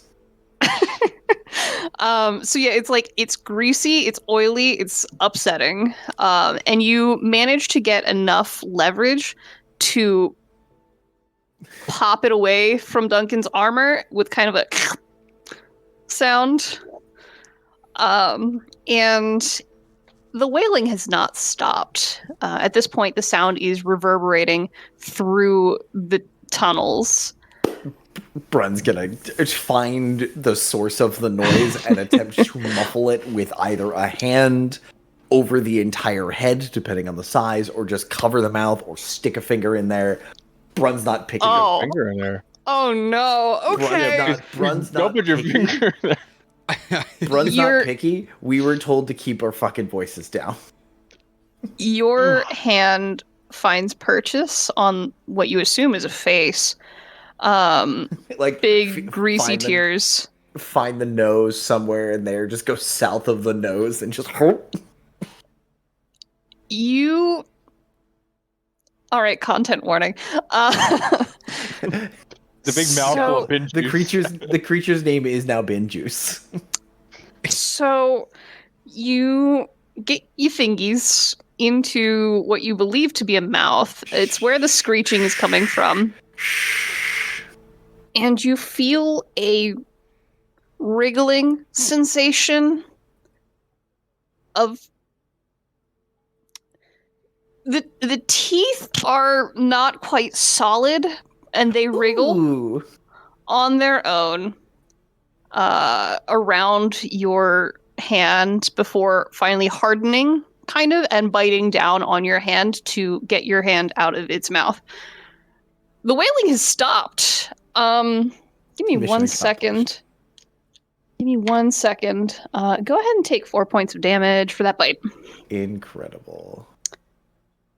Yeah, Derek's face is so great right now. I'm enjoying this. Nothing I have no idea Nothing what's going good. on right now. could produce bin juice. So Duncan has to pull his sword out and sacred weapon light it ablaze.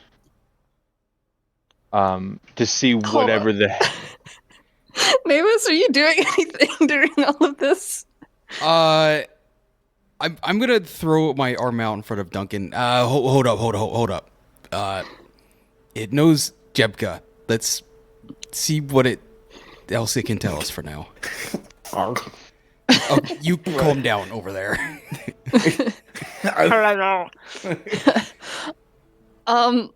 So did you pull your hand out of the mouth that bit you, or No. no? Brun is. Well, can I? If you try to leave keep it my there, hand it's in gonna bite you again. I keep the hand in there. I want to try and like with the hand in there, just like push it against the wall and get it to just like calm the fuck down. Like try to talk Okay, this thing so down, Duncan 'cause he's has clearly intelligent. sacred weapons, blazing sword, Nevo's arm thrown in front of him. The creature before you, with It's Brun's purely- fingers in mouth. You see like tear streaks through the grime that coats its skin. It's very hard to get like an actual color from this thing in the light that you have, even with the blazing sword. It's murky is the best skin tone I can describe for it. Almost greenish with the cast from the handheld light that you have. You see... Sorry, just like this odd amalgamation of flesh and feathers. These warped feathers that kind of melt into the flesh improperly, kind of crossing the body. There are stunted wings that are pressed back behind it into the wall now, kind of splaying out a little bit uncomfortably. There's a hissing going on around the teeth, or the fingers in its mouth, and you see as it hisses, those teeth wriggle again. They're blackened and dark. And Brun, take 2 points of damage as it bites down again. The eyes open to show these... It's almost like a void. The eyes seem to look straight through you. There are competing grays and like greasy, oily blacks through the hair and the feathers. And overall, it is what one might describe as a wretched thing. All the while, it is weeping and crying, Jepka! Where did you go? You came back. And every time there's an S sound, those teeth wriggle around your fingers. Ow. Ow. Ow. Ow. Of all characters, I know you have a drawing of this. I don't actually. That's crazy. No. I don't yet. This is a crime. This is a creature, which is why it's a crime I don't have a picture. Creature feature. Yeah, what are y'all doing? It's moderately inconsolable at the moment. You get the feeling that the eyes don't necessarily see you, or if they do, they're non-functional. They're moderately to mostly non-functional. At least for seeing you as you are. You don't know what those eyes see, but you're not sure it's you. What are y'all doing? If nobody's going to stop me, Duncan's going to push forward. In his head, you know, this thing is so filthy, it can't be of the gods. Cleanliness is godliness. Rule 49. It needs to be removed. I'm gonna step in front of it, back to Duncan. Oh God. Yes, we're back. We're back. My sword pointed at it. And are you as okay? as you talk to it, it starts to sniff, like real deep sniffs, completely unbothered by the stench of everything around you and itself. And the crying stops instantly.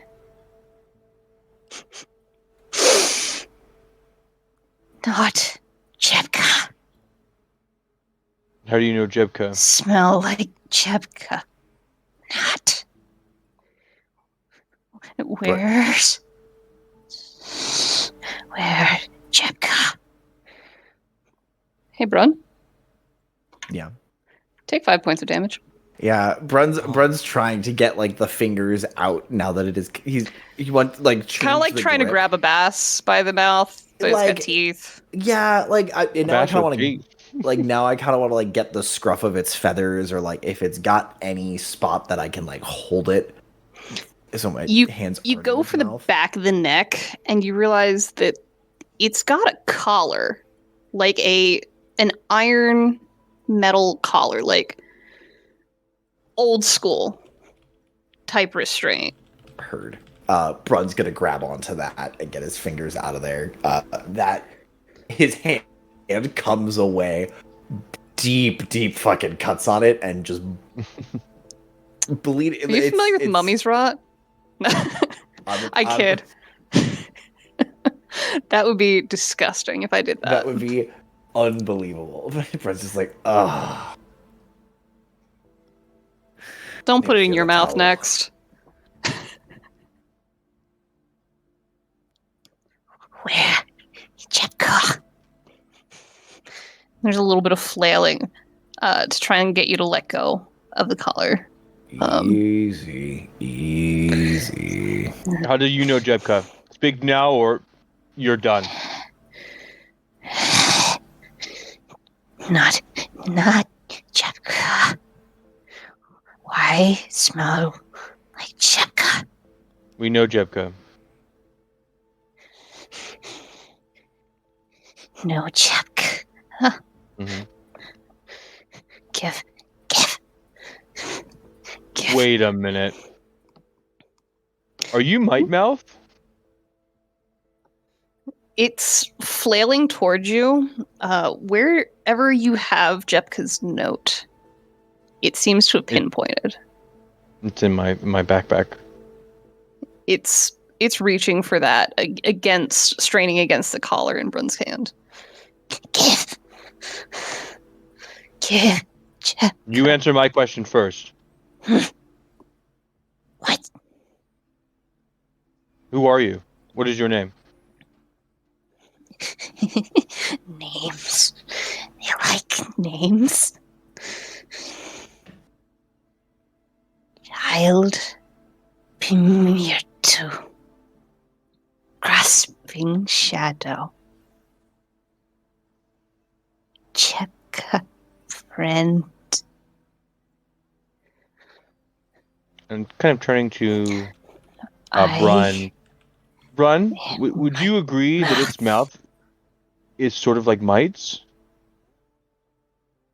Kind of looking at his. Wretched thing. Bile born. Worm tongue. Maggot muncher. Kind of like snaps at Brun again. He's like, at this, Brun's going to lift up the collar so it is off the ground. Like, It's up on tippy toes at the moment. Like it was holding a very hunched posture, very similar to how Navos usually does. Fully upright, maybe 5.5 feet tall. oh dang. I don't like the way you said "oh dang." What does that mean, Curtis? I was expecting again something like a little more goblinoid, not having so like Okay. picturing Like a it like this full-grown hunched man. figure, and then all of a sudden I stretch it up and he's like he's like a like high stretchy school cat. Dog. he's like a high school sophomore, and like the limbs just extend all the way up. It does the stretchy limb cat thing. Oh, perfect. Yeah, the feet never leave the ground. We're also friends of Jepka. Navos, if you would kindly remove your hand off of me and reach into my bag, there is a letter for Might Mouth. The head I'd grab it, snaps but- toward you. It's in a hand. Keeping an eye on it, I'll go to grab it. Can I take? I know it's dark, but do I see like any fibers? Like, is the symbol burning at all? Surprisingly not. I'm not even gonna make you roll Hell for that. Hell You're yeah. not Okay. getting any sense of any of that. This NPC is gonna live long enough for us to get attached. I wouldn't do that. Yeah, you would. What? So are you producing the letter? Yeah. To present to this creature. I'll grab the letter. Not giving it don't- to it, but just pulling it out. Yeah, I'm not 100% sure it can read. We got little Um, goblin grabby hands. And when I say goblin, I mean in my form of goblin, like little squeaky hands, like gimme, gimme, gimme. Yeah, those. Gimme. I need. Gib, Gimme gimmes. Gib. Gib. No finger Not- points. Not doing these. No, we're not Okay. getting any of that Neither from this please. creature. Um, As the teeth jitter in its mouth. Ooh, ooh.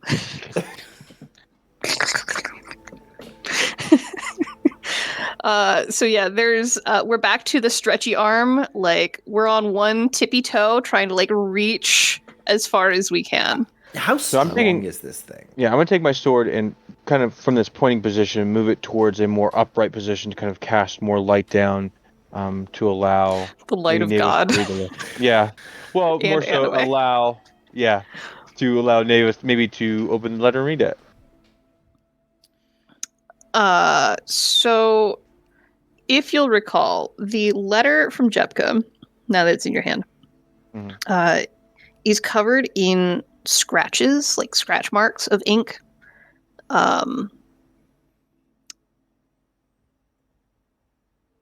I can't remember.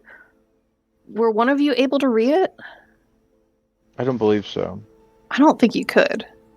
No, I she don't just believe gave it so. to me and told me to give it to Might Mouth. Oh, they that's would know right. what to do with it. Yeah, it was in a language none of us could read. Mm-hmm. That's And right. Okay. I asked her where to find my mouth, and I believe she told me that they would find me, or something like that, along those lines. Okay. It seems Yeah. fitting. You find the letter, the folded piece of material with the scratches all over it that you were told was from Might Mouth. And as it kind of reaches the air and this thing gets a sniff of it again, the flailing grows in intensity. Give me a contested strength to hold on to this thing. Yeah, Brun's. Oh boy. All right, hold on. You got to work with me here.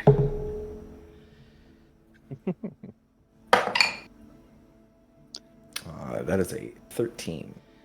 That is a 12 from me. As the Enough. struggle grows in intensity, the grease of this creature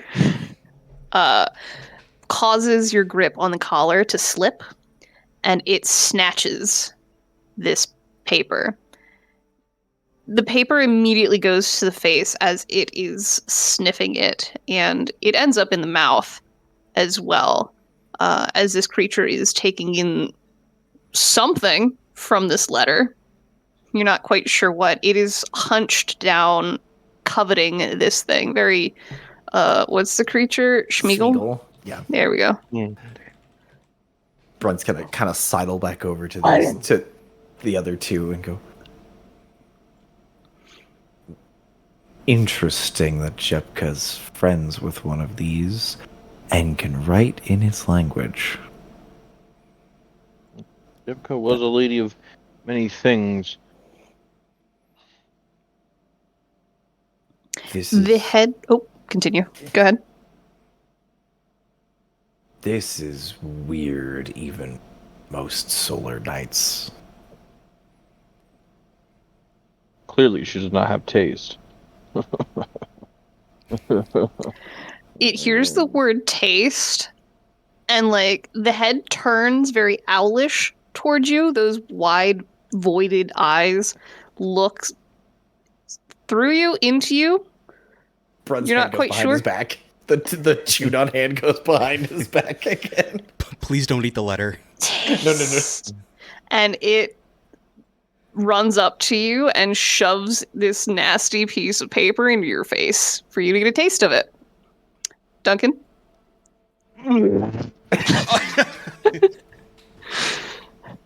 Duncan can't. No. Friend. I'm gagging it out as my mouth starts to water and that like pre-vomity runs that it does. Check a friend. Jep is our friend. Why Chicago. here? No Jepka. Where's Jepka? Good job, cousin Ulrith. Head kind of crooks to one side and back and like kind of jerky a little bit now, like trying to process, trying to get the brain cell to rattle enough for a thought to happen. Jebka's Like a rattle can. away. What's that, Brun? Jebka is away, but she'll be back. Gone. Jepka's gone. Jebka, come back soon. Turns towards you. Taste.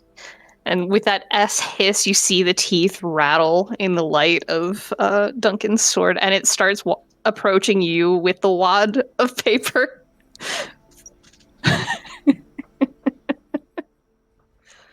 Brun is about to step away and be like, no, like politely decline, but sees Duncan still just like, what?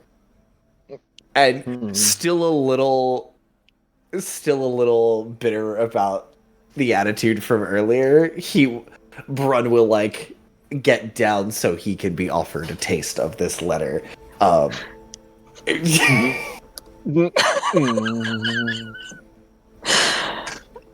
And it is pressed into your mouth. Bro, The don't put it in your smell mouth. of this thing's Oh. breath enters your nostrils. It is most unpleasant. Could be worse, could be worse, could be worse, could be worse, could be worse, could be worse. Oh, it's gonna be a lot better. Turns toward you, Navos. Friend. I am a friend. Taste. Very close. Starts to approach you as well, offering the wad that has now been in Duncan and Brun's mouths. Yes. Here's the thing. That If one. anything, that cleaned it up. You're not wrong because you licked it clean. I don't know if there's anything left on it. Also, that one that is gagging. We are telepathic.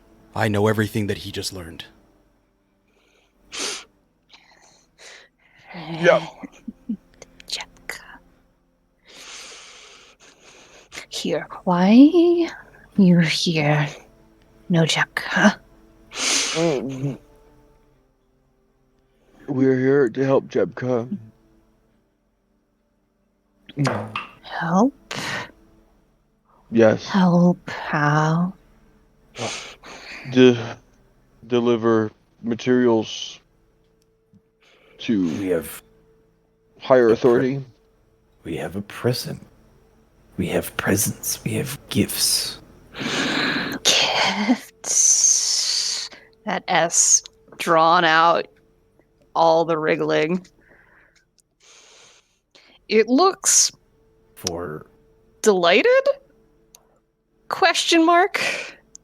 we The need, face of this creature is mostly humanoid. In general, this thing is humanoid. It's just very weird. we need to take these to where Jebka lives.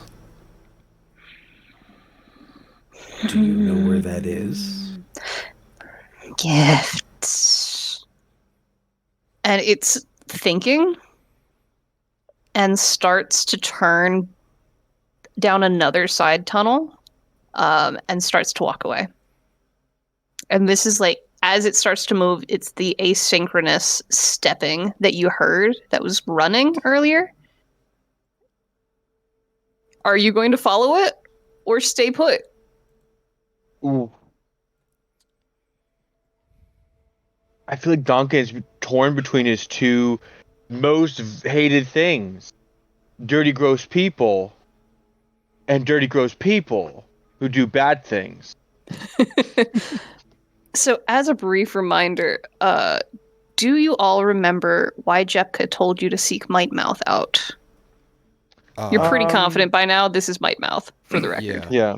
For like the symbols and to see what the spells that I could possibly have. Some more answers to that. Yeah.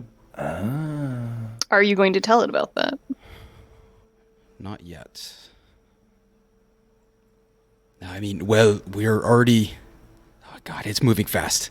We're already inside. We can't leave at any point. Do we need to wait for the other group? They'll be looking for us, but they did what we needed. Brun, How do we get back out without them? I Just take think the sewers back? I think we follow it. Yes, I can take us back out if we go through the sewers. We just gotta keep quiet. If it puts something else in my mouth, I will kill it. And I'm gonna put my sword away. And start walking in that direction. Duncan, wait, leave that out. Wait. Oh.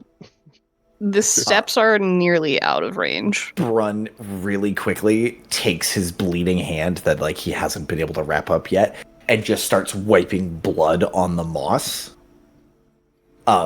Trying to make it look like something got us. Even just Okay. a bloody streak and a bloody handprint running to the opposite tunnel that we're going in.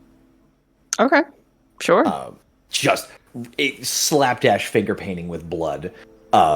Just for funsies, roll me a deception. Oh hell! You've seen plenty of bloody I'm actually good at streaks, this. I'm left actually behind by good at people. this. Can I give Like it's some sort of advantage performance. by ripping off part of this towel that I was trying to use to hide? Sure. I will grant that. I'm so generous to you guys tonight. It's because I said a cursed thing. 19 plus 4 for a 23. It's a very convincing scene. It's just enough. There's some artistry to it. This is a practiced. This has a practiced eye behind it. Someone who is familiar with the way a tortured soul leaves behind blood. There's a lot of it is, and Duncan, you especially see Brun like taking his hand and holding it in different positions and moving it at different speeds. Flicking it. Well, like a little bit of flicking, but also like dragging and smear, and then moving it at different speeds so the blood has different like smears differently on the stone. But after about like he's got like 10 seconds, it's not his best work. But that should do. Fine enough. Tuck the hand under his arm, take a piece of the towel and go, we should, and just go. Let's go. Yeah, the creature is not stopped. So, As we're moving, hey Duncan, just like a quick hypothetical. Say we were Yep. in the sewer again. We're not together, but you Let's end up, not. But okay. Yeah, would rather not. But say you don't know me and you just kind of like run into me. Are you doing the same thing to me that you did to them? Are you going to shove things in my mouth? Because then absolutely I will. Not trying to, but you were very hostile very quick. Sorry, I'm on edge. The smells aren't doing it for me here. you're borderline nauseous. Mm-hmm. Yep. Like barely holding it in. As you follow down this pathway, there are several small turns. You have to push through areas that probably weren't meant to be openings. Some slight areas that were carved out. With the lights that you have available to you, Duncan, how long does your blazing sword last? Just like a minute, right? Yeah, it's a couple of minutes. Yeah. It's- You see an increase in those scratch marks you were told to watch for in regards to the sifters. mhm. So you are still following it, and it takes a bit, and you're like, does it know what it's doing? Does it know where it's going? Like, did it forget we're here? And eventually, after what feels like way too long, it stops and is sniffing. And again, how anything could smell anything over the stank in here, surprising, incredible. Take your pick of words. And it turns to you all. Gifts. And it pushes its way through a section of plants. There are some vining roots that had come down through the wall of this section of tunnel, and you realize that there is an area carved out behind it.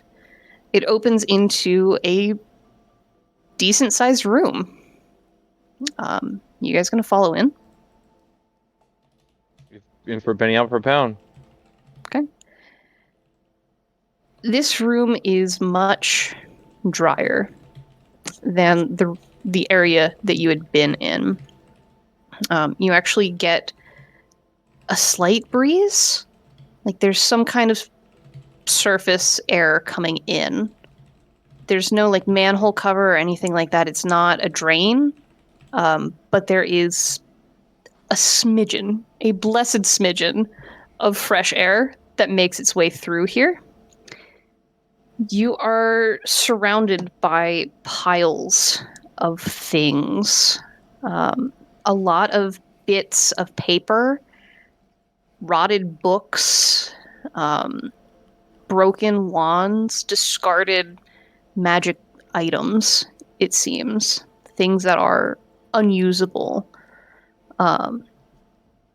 And it looks, again, it's real weird to try and read this thing. Pleased? It's welcoming you, question mark, into whatever this place is. Friends. Jepka. Gifts. And it holds hands out.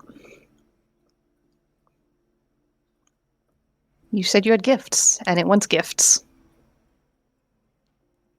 I will give it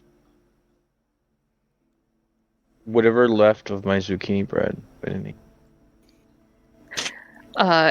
As the food hits its hands, the nostrils flare, the eyes look toward the hands, clearly not seeing what's there, and immediately into the mouth.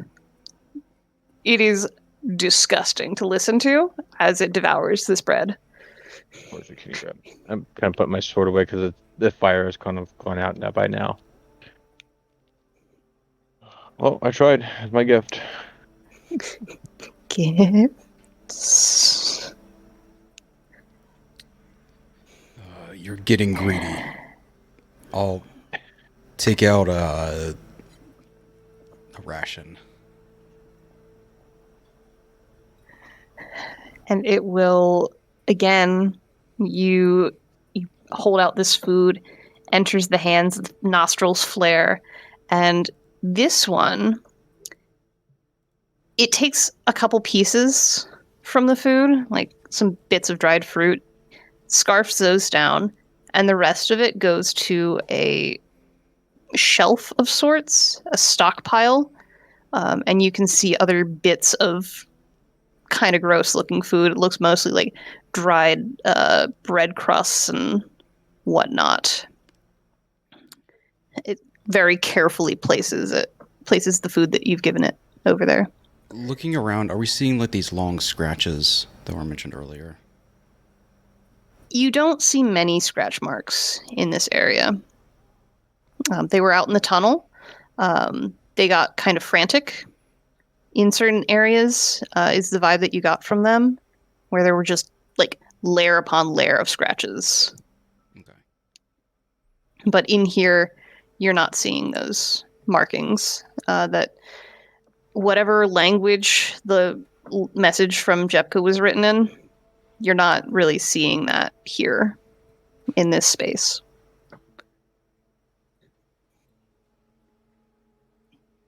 Gifts.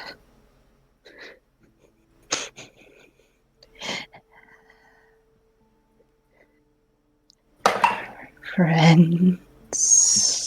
Brun takes a long look at this thing.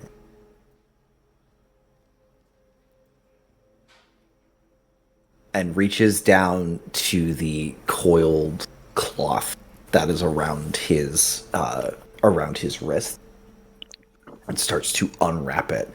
And as he unwraps it, you see that sort of tucked in with all the wrappings is a insignia, like a military icon.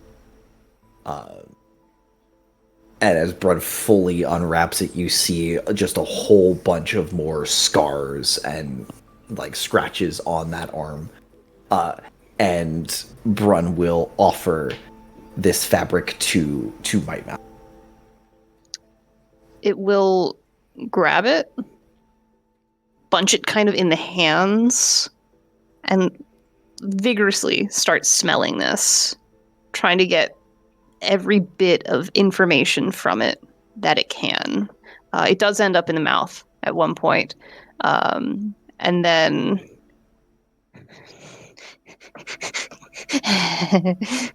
gifts. And it goes and it kind of does like the dog circle of like getting ready for bed and like swirls this fabric in a spot kind of in the off to the side of the room. It's away from where the food was, but it's where the breeze kind of pushes through the most. You imagine it's probably nice and comfortable right there. And it adds to this kind of swirl pattern on the floor with it. Friends. Friends. Helping friends. Why? How can help you? Gifts. I think Duncan will look to Navos.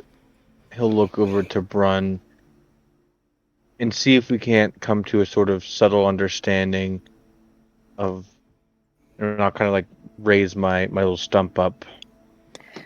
The creature is standing there kind of doing like the pangolin stance of like the little nervous hands, kind of pawing at itself a little bit. Where you had pulled at the collar, kind of like rubbing under and around it uncomfortably, like kind of scratching at some of the feathers that are a little more embedded in the skin.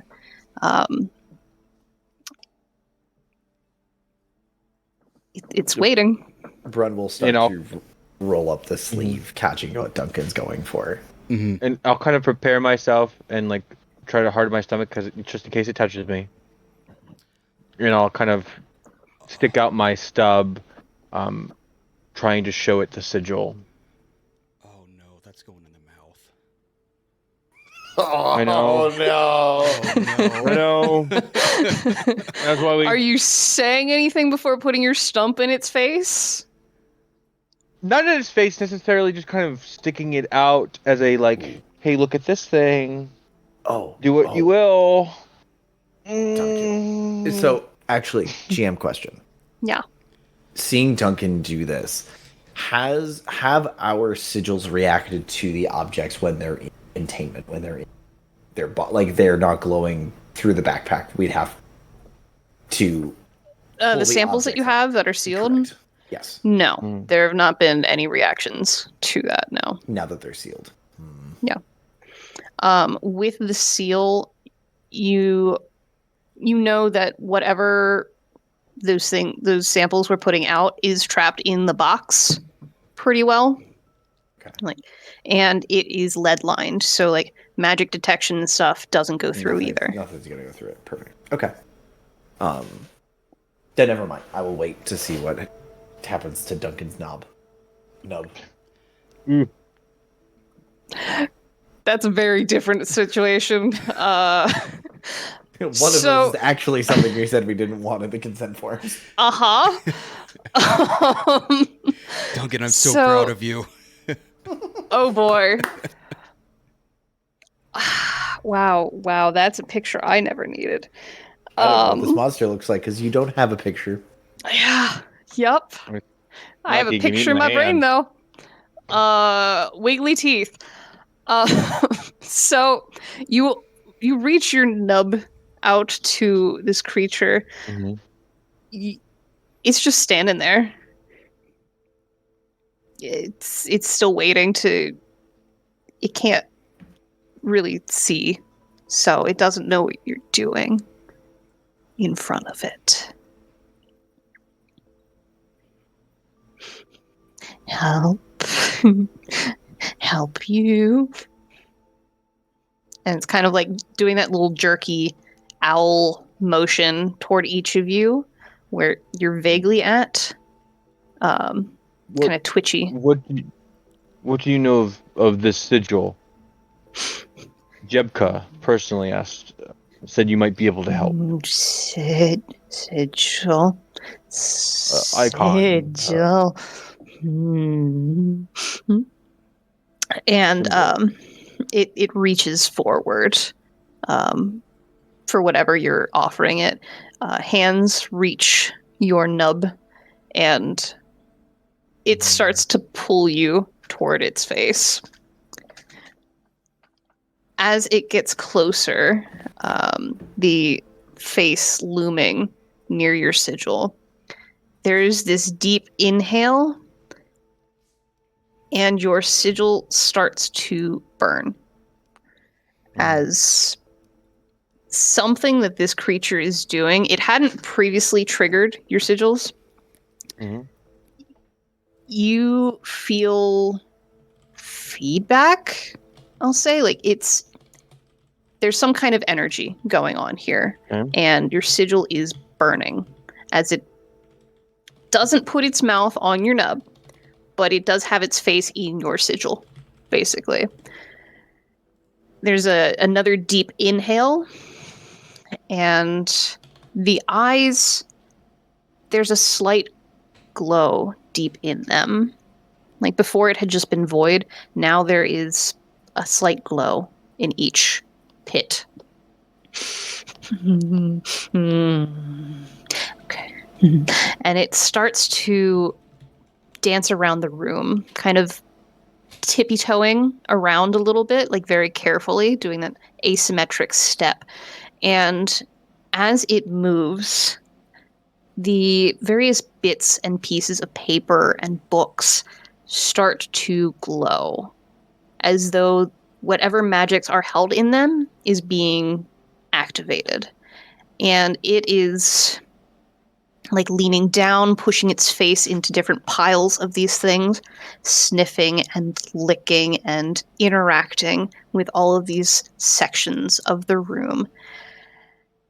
And it occasionally will pull a scrap out here or pull part of a book here, and it starts to collect a pile in the center of the room. Are the other two offering their sigils as well? Yeah. Yes. Okay. If you direct it to your sigils, similar, except since yours are on the surface of your skin, it is gonna give a little taste. The odd process it's going through continues. Let me pull up my notes. Eventually, it settles down. And all the while, it's been kind of muttering and mumbling. While it was interacting with these different pieces of magic, the collar it's wearing, you could smell heating up.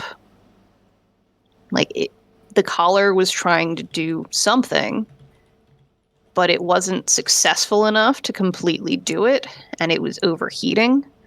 So that mixed with the natural odor of Might Mouth, very unpleasant. You thought it was bad, Duncan. It could definitely be worse, and it does get worse for a bit. And like it's doing the uncomfortable like scratching at the neck, trying to adjust the collar away from its skin.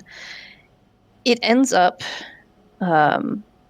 piling up these pieces of trash, it looks like, and looks satisfied. Once again, it sits down in front of them, the wings kind of crooked in either direction. And it offers you the pile. I'd like to go look through the pile.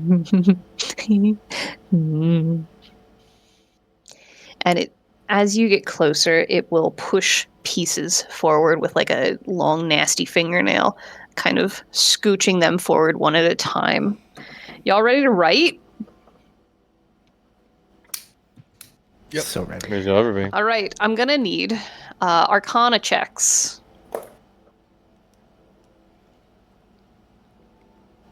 I did want to make another Arcana check, mainly on the collar Zero. itself, but we can do this after. 15.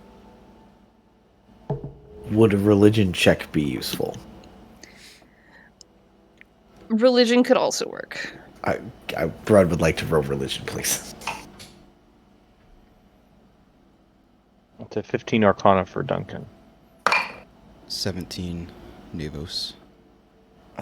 16 religion for Bron. Look at that. It's 15, 16, 17. Hell yeah. And we're all wearing black. Look at that. I just noticed that. How about that? Funny enough. So am I. All right. Hey. So what were you hoping to learn about the collar? Oh, anything I can take out of it, as well as what it was doing with all the books. I guess we'll figure that out. But I guess the collar specifically, did it look kind of like the combustion that happened to Pival as it was heating up? Give me a separate Arcana for this. 8. I will grant you advantage for a reason. 18. I really want people to know this plot point. That's the reason. No, the reason is I wrote on because the you floor, are that's why. familiar with this kind of magic that is contained within this collar, because you held Farney's bracelet. Oh, right, okay, yeah. This collar seems to be a primitive, I'll say, version or a prototype version of Farney's collar bracelet. Their bracelet. And the heating up is... Mightmouth is putting out magic to activate what is going, like the scraps in the room, so that it can interact with the magics the way it was interacting with your sigils, mainly by taste and smell. And the collar, which is designed to keep wearers from using magic, is trying to stop that. So you get the impression that Mightmouth was collared by the city, but not properly. It's not as effective as Farney's. Mhm. And so the heat is just a byproduct of that fight between the collar trying to harness or trying to stop the magic and Mightmouth trying to use magic. As far as the samples that are pushed before you, there are bits and pieces of spells, scrolls, and books and notes on the arcane. There are pieces of scripture. And in amongst all of these things that were clearly pulled from the sewers and the trash piles, you see guidance, the spell guidance, resistance, sacred flame, bless, detect evil and good, protection from evil and good, shield of faith,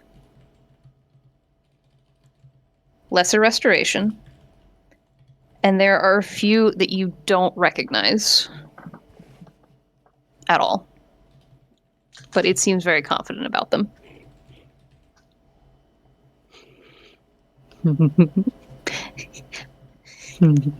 Have one too. You have Help. one? And it kind of gestures to its pile. Mine.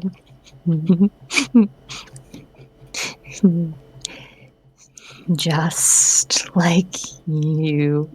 And it seems pleased with itself.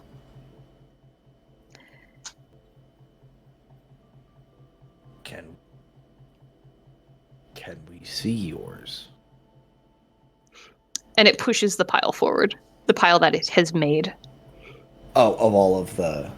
All of the parts that it has associated with your sigils. So that list that I gave you, plus a few that you don't know what the spell is.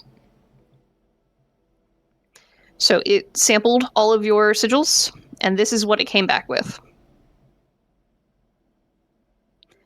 Thinking back to what Jepka had told you, there's a lot of different pieces of things that compile into your sigils.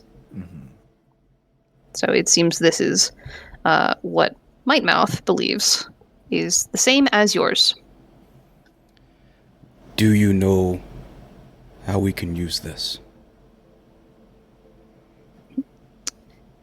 And it turns towards you. It's been sitting on the floor this whole time, kind of cross-legged. You use?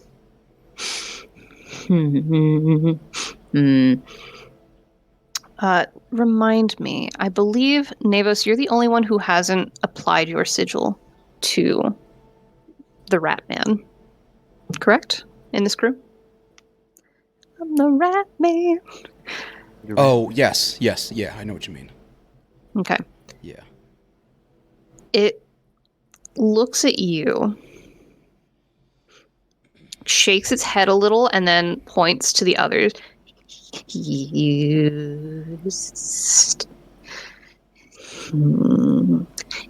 Used. Not used. Points at you, Navos. There is a distinct difference to Mightmouth between their sigils and yours. Okay.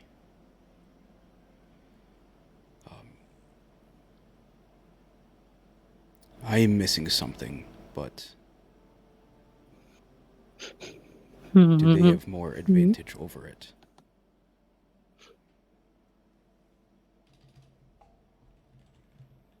It looks confused at what you mean.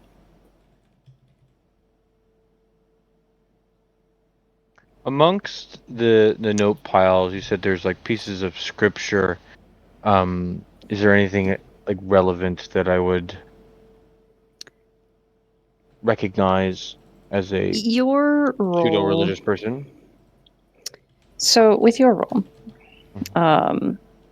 as far as scripture goes, it's more talking about these spells, or like teaching these spells from a religious viewpoint.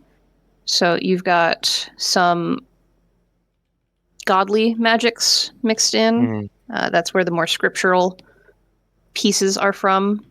And you've got some more like hard arcane type pieces. Yeah. It starts to kind of pull the pieces back toward itself.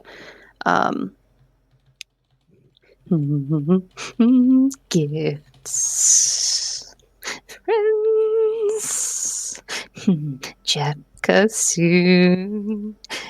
And it starts to kind of shuffle pieces back into piles around the room. Is there anything else you'd like to ask this thing right now? You're starting to hear footsteps outside, arguing. Sounds, I'm just going to say goblinoid. The little scrabbly voices arguing with each other.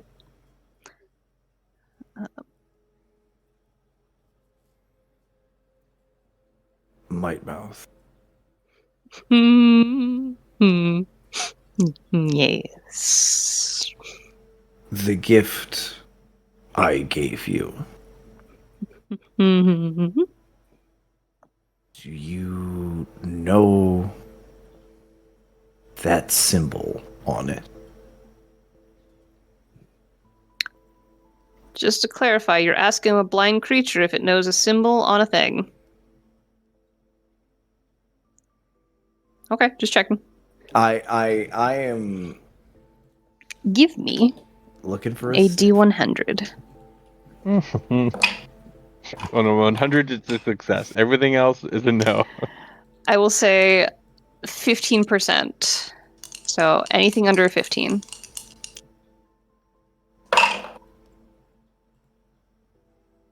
$13. I swear to God.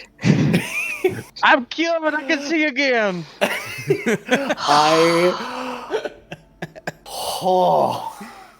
I saw the tens I'm pop so up mad and at I was you. like, there's no shot. I am so mad at you. The Gen Con. Look at that, luck, it's 10 baby. o'clock. Good. Wow, time to go. Man, what a quick! We have to come up with a backstory for this insignia that I curveballed at you. Might Mouth turns toward you. Gift. And it goes back over and starts manipulating it again, until you see it pull a hair from the fabric that you hadn't really noticed. How long has it been in there? How often do you wash this fabric? Great question, Mega Man. It kind of like pulls it through its mouth, getting a real good taste of it, flossing a little bit. Ew. No, not the dance. Get out of here, you TikToker.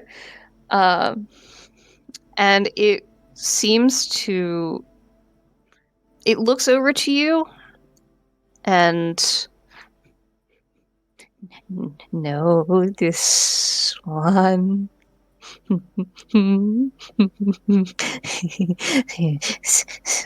Center. Center. and it gets agitated. The scrabbly voices outside are getting closer as well. And it seems like you have upset it, and the fact that it knows who this hair is from. Somebody from center? Whatever that means.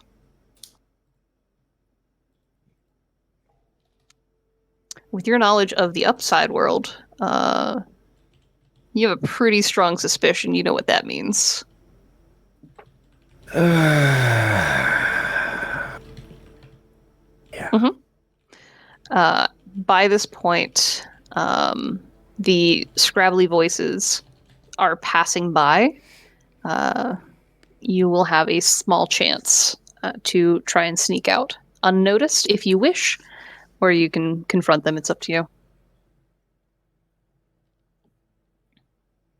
You guys can ask one more question of Might Mouth before leaving. But it, is now agitated, and you are under the impression that your welcome is getting close to overstayed.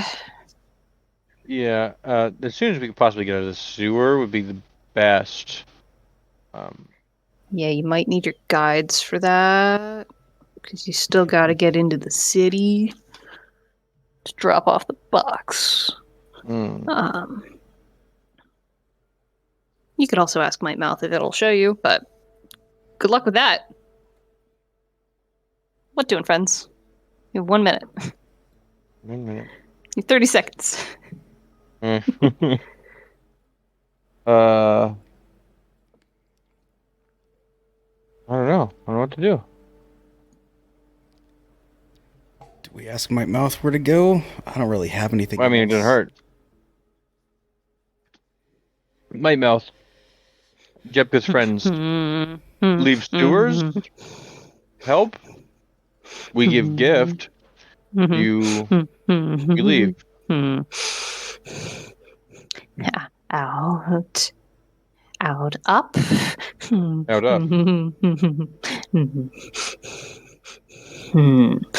And it kind of it screeches a little bit, and you hear those feet come pitter pattering all the way back as 4 goblins bust through the roots into Might Mouth's room here with weapons at the ready. And that's where we'll end for the evening. Incredible. I'm so glad you guys got to meet Might Mouth finally. Ugh, If only I knew what they looked like. shut up. I'm working on commissions right now. We And have the this- commissioner. Yell at Andrew for that. I would if he ever showed up again. Yeah. Oh That's yeah, all you weren't here for September. that announcement. Love yeah, you, Andrew. he's going to hold off until September, Okay. and then hopefully be back. Just getting life stuff in order. Yeah, Heard. that kid or whatever, Bill. Something like that. right? So before we go, any last anythings? Goblins busting through, ready Biggie bustin'. to throw the smack down. Justin makes me feel good. Anything that I need to clarify other than drawing Might Mouth? You and I before next week, I'd love to nail down exactly what that insignia looks like. Yeah. Because I was like looking through my inventory for something to give away, and I was like, "What the fuck are we doing here?" What do we got here? Well, I was going to give it the smelling salts, but I thought, it might think that's rude. Oh was- man, it was flashbang the blind guy. Mhm. It was that, or I was gonna. I mean, give it stuck something. It flashbanged me, shoving shit down my throat. You was- asked for a taste. I don't know if I did. I don't know if I did So- ask. For your sakes, it's best that Thane was not here. Yeah. He was absolutely gonna have his eyeball licked. Oh yeah. You're welcome. Yeah. So I Yeah, was trying to find any like doubles of stuff I have. It was either rations or a dagger, and the last thing I want to do is give this. What? Come on. Harm the creatures. I almost gave it the bow tie I got from Cynthia. Oh. Oh, I still so I still might if I can get it if I can get my mouth to calm down enough and offer a trade because Brun is not excited about leaving that arm wrap behind. But I also want Alexis to be able to get Might Mouth with a little bow tie. There's something very It's just for canon. a canonical for reason me. to do it. A gift for A me. gift for Might Mouth and also the GM because I know who I have to bribe around here. Darn tootin'. So yeah, any wishes for me? Any stars y'all want to give out? What are we doing here? Anything like that? I want to give Might Mouth costumes now. Just a nice little suit. We just keep going back to the So I sewer need with to make- other things. I need to make like one of those flash games to dress up Yes. Might Mouth. Yes. Or Dress up. honestly, seasonal outfits. Give me a spooky outfit. Give me a Thanksgiving outfit. Give me a Christmas outfit. I They wanna get see like an my- American Girl doll. Yes, I want my mouth in like I never star had spangled one of those, star spangled so I'll booty take your word. shorts. Yes. No. A Polly Pocket Might Mouth. Like it just slide right in. You got the little rubber shoes and everything. My mouth with a pair of sparklers, just like looking at them, just like what are these? I can't see. I'm blind. Holding them right up to the void eyes. Oh. Licking them. But no, Outfits for Might Mouth. Noted. Derek, you can go. Oh, I wanted to give a star to GM and Evan. GM for the beginning, the dream. So Curtis there was a dream that Duncan was walking around and heard a crying child asking for Valen. And we'll see where that goes. And then Nowhere good. nowhere good. And then just sticking with Duncan's principles was really fun. Like, I'll kill this thing No. if I have to, because I don't Oh, like the word skills. Duncan being disgusted by the sewers to the point where he's willing to commit violence on anything then down in there. Like that was gonna be my So start. on brand. What an incredible Duncan is a Like- very forgiving man, but he has his flaws. yeah. You know. and that is the most believable. Like you were like, I'll fucking kill this thing, and I came in the middle of that, but like we're in the sewers and Duncan hates it. Yeah, that tracks for Duncan. Like that immediate like. I'm bought in. I don't need any backstory. Duncan it's gross down He here. has Duncan's sensory not about it. issues. Boy. I just spent a whole weekend with neurodivergent humans at a convention center. I just went to summer camp for There's- neurodivergent people. So Yeah, there's perfect. there's billions of us, man. But yeah, that the sensory overload of walking into a hotel bar and just being literally punched in the face with just the noise of people talking, like I feel that. But no, I loved coming into that and just being like, okay, cool. Duncan's got a flaw, and it's a sense of hygiene. yes,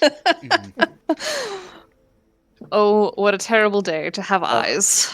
Also, or I would nose also or a like- mouth. I'd also like to star Alexis. I'd like to star our illustrious GM because doing like that voice, Mike Mouth's voice is unbelievably cool, unsettling as hell, Yes. but feels. That's why Brun gave the arm piece, because he's like, there is no shot that Jepka sent us to this thing if it wasn't weird, A friend. capital W weird, like Namos. And it's like, let's just give it a whirl. I have been sitting on using Might Mouth for so freaking long. It's given me time to practice, and I am so excited. I bet that's what you do, just sit in the front of the mirror. Actually, I drive with no radio or music and just talk to myself Oh, that's in funny madness. voices. That sounds lovely. I did the same thing. He said Andrew does the same thing when he's in the forest, just by himself. It's just testing Uh-huh. voices. Yeah. I also do that in the forest. Sometimes the forest talks back. No, Imagine walking through the park and hearing Might Mouth's voice just echoing from around a gorge, like around a boulder. Fuck that. I would quit the outdoors. yes. So brief start to Yes. Derek for continuing with the Thieves' Cant nonsense. Oh, that's been and a lot of like fun. like interacting fully with these boys. Thieves? No, couldn't be. Fingers. Oh, nothing was greater than seeing that there's actually a term called moonpig, and it fits it perfectly. You said it, I'm like, oh my goodness. So good.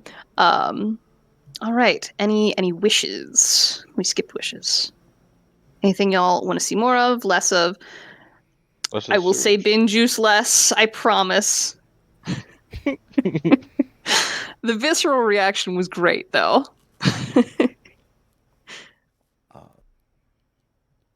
Nothing for me. Oh, I wish I could have shown up sooner. Don't we all? That's fair. That's a fair shot. I mean, Nah. gold star to Curtis for being so on brand. It's late to being late. It was wonderful. Yeah. I mean, Star No, Wars I'm- just for showing up after that drive. Truly. Honestly, That's where I that's was going what my next. star is for too. 9 hours, baby. Yeah, I know. It's, Yeah, oof. disgusting. Filthy, horrible, awful. I'm going to stop recording now. But thank you guys for joining me as always. I for am having so us. glad y'all could be here. Mhm. Eventually, we'll see Andrew again. Possibly, maybe. Will it be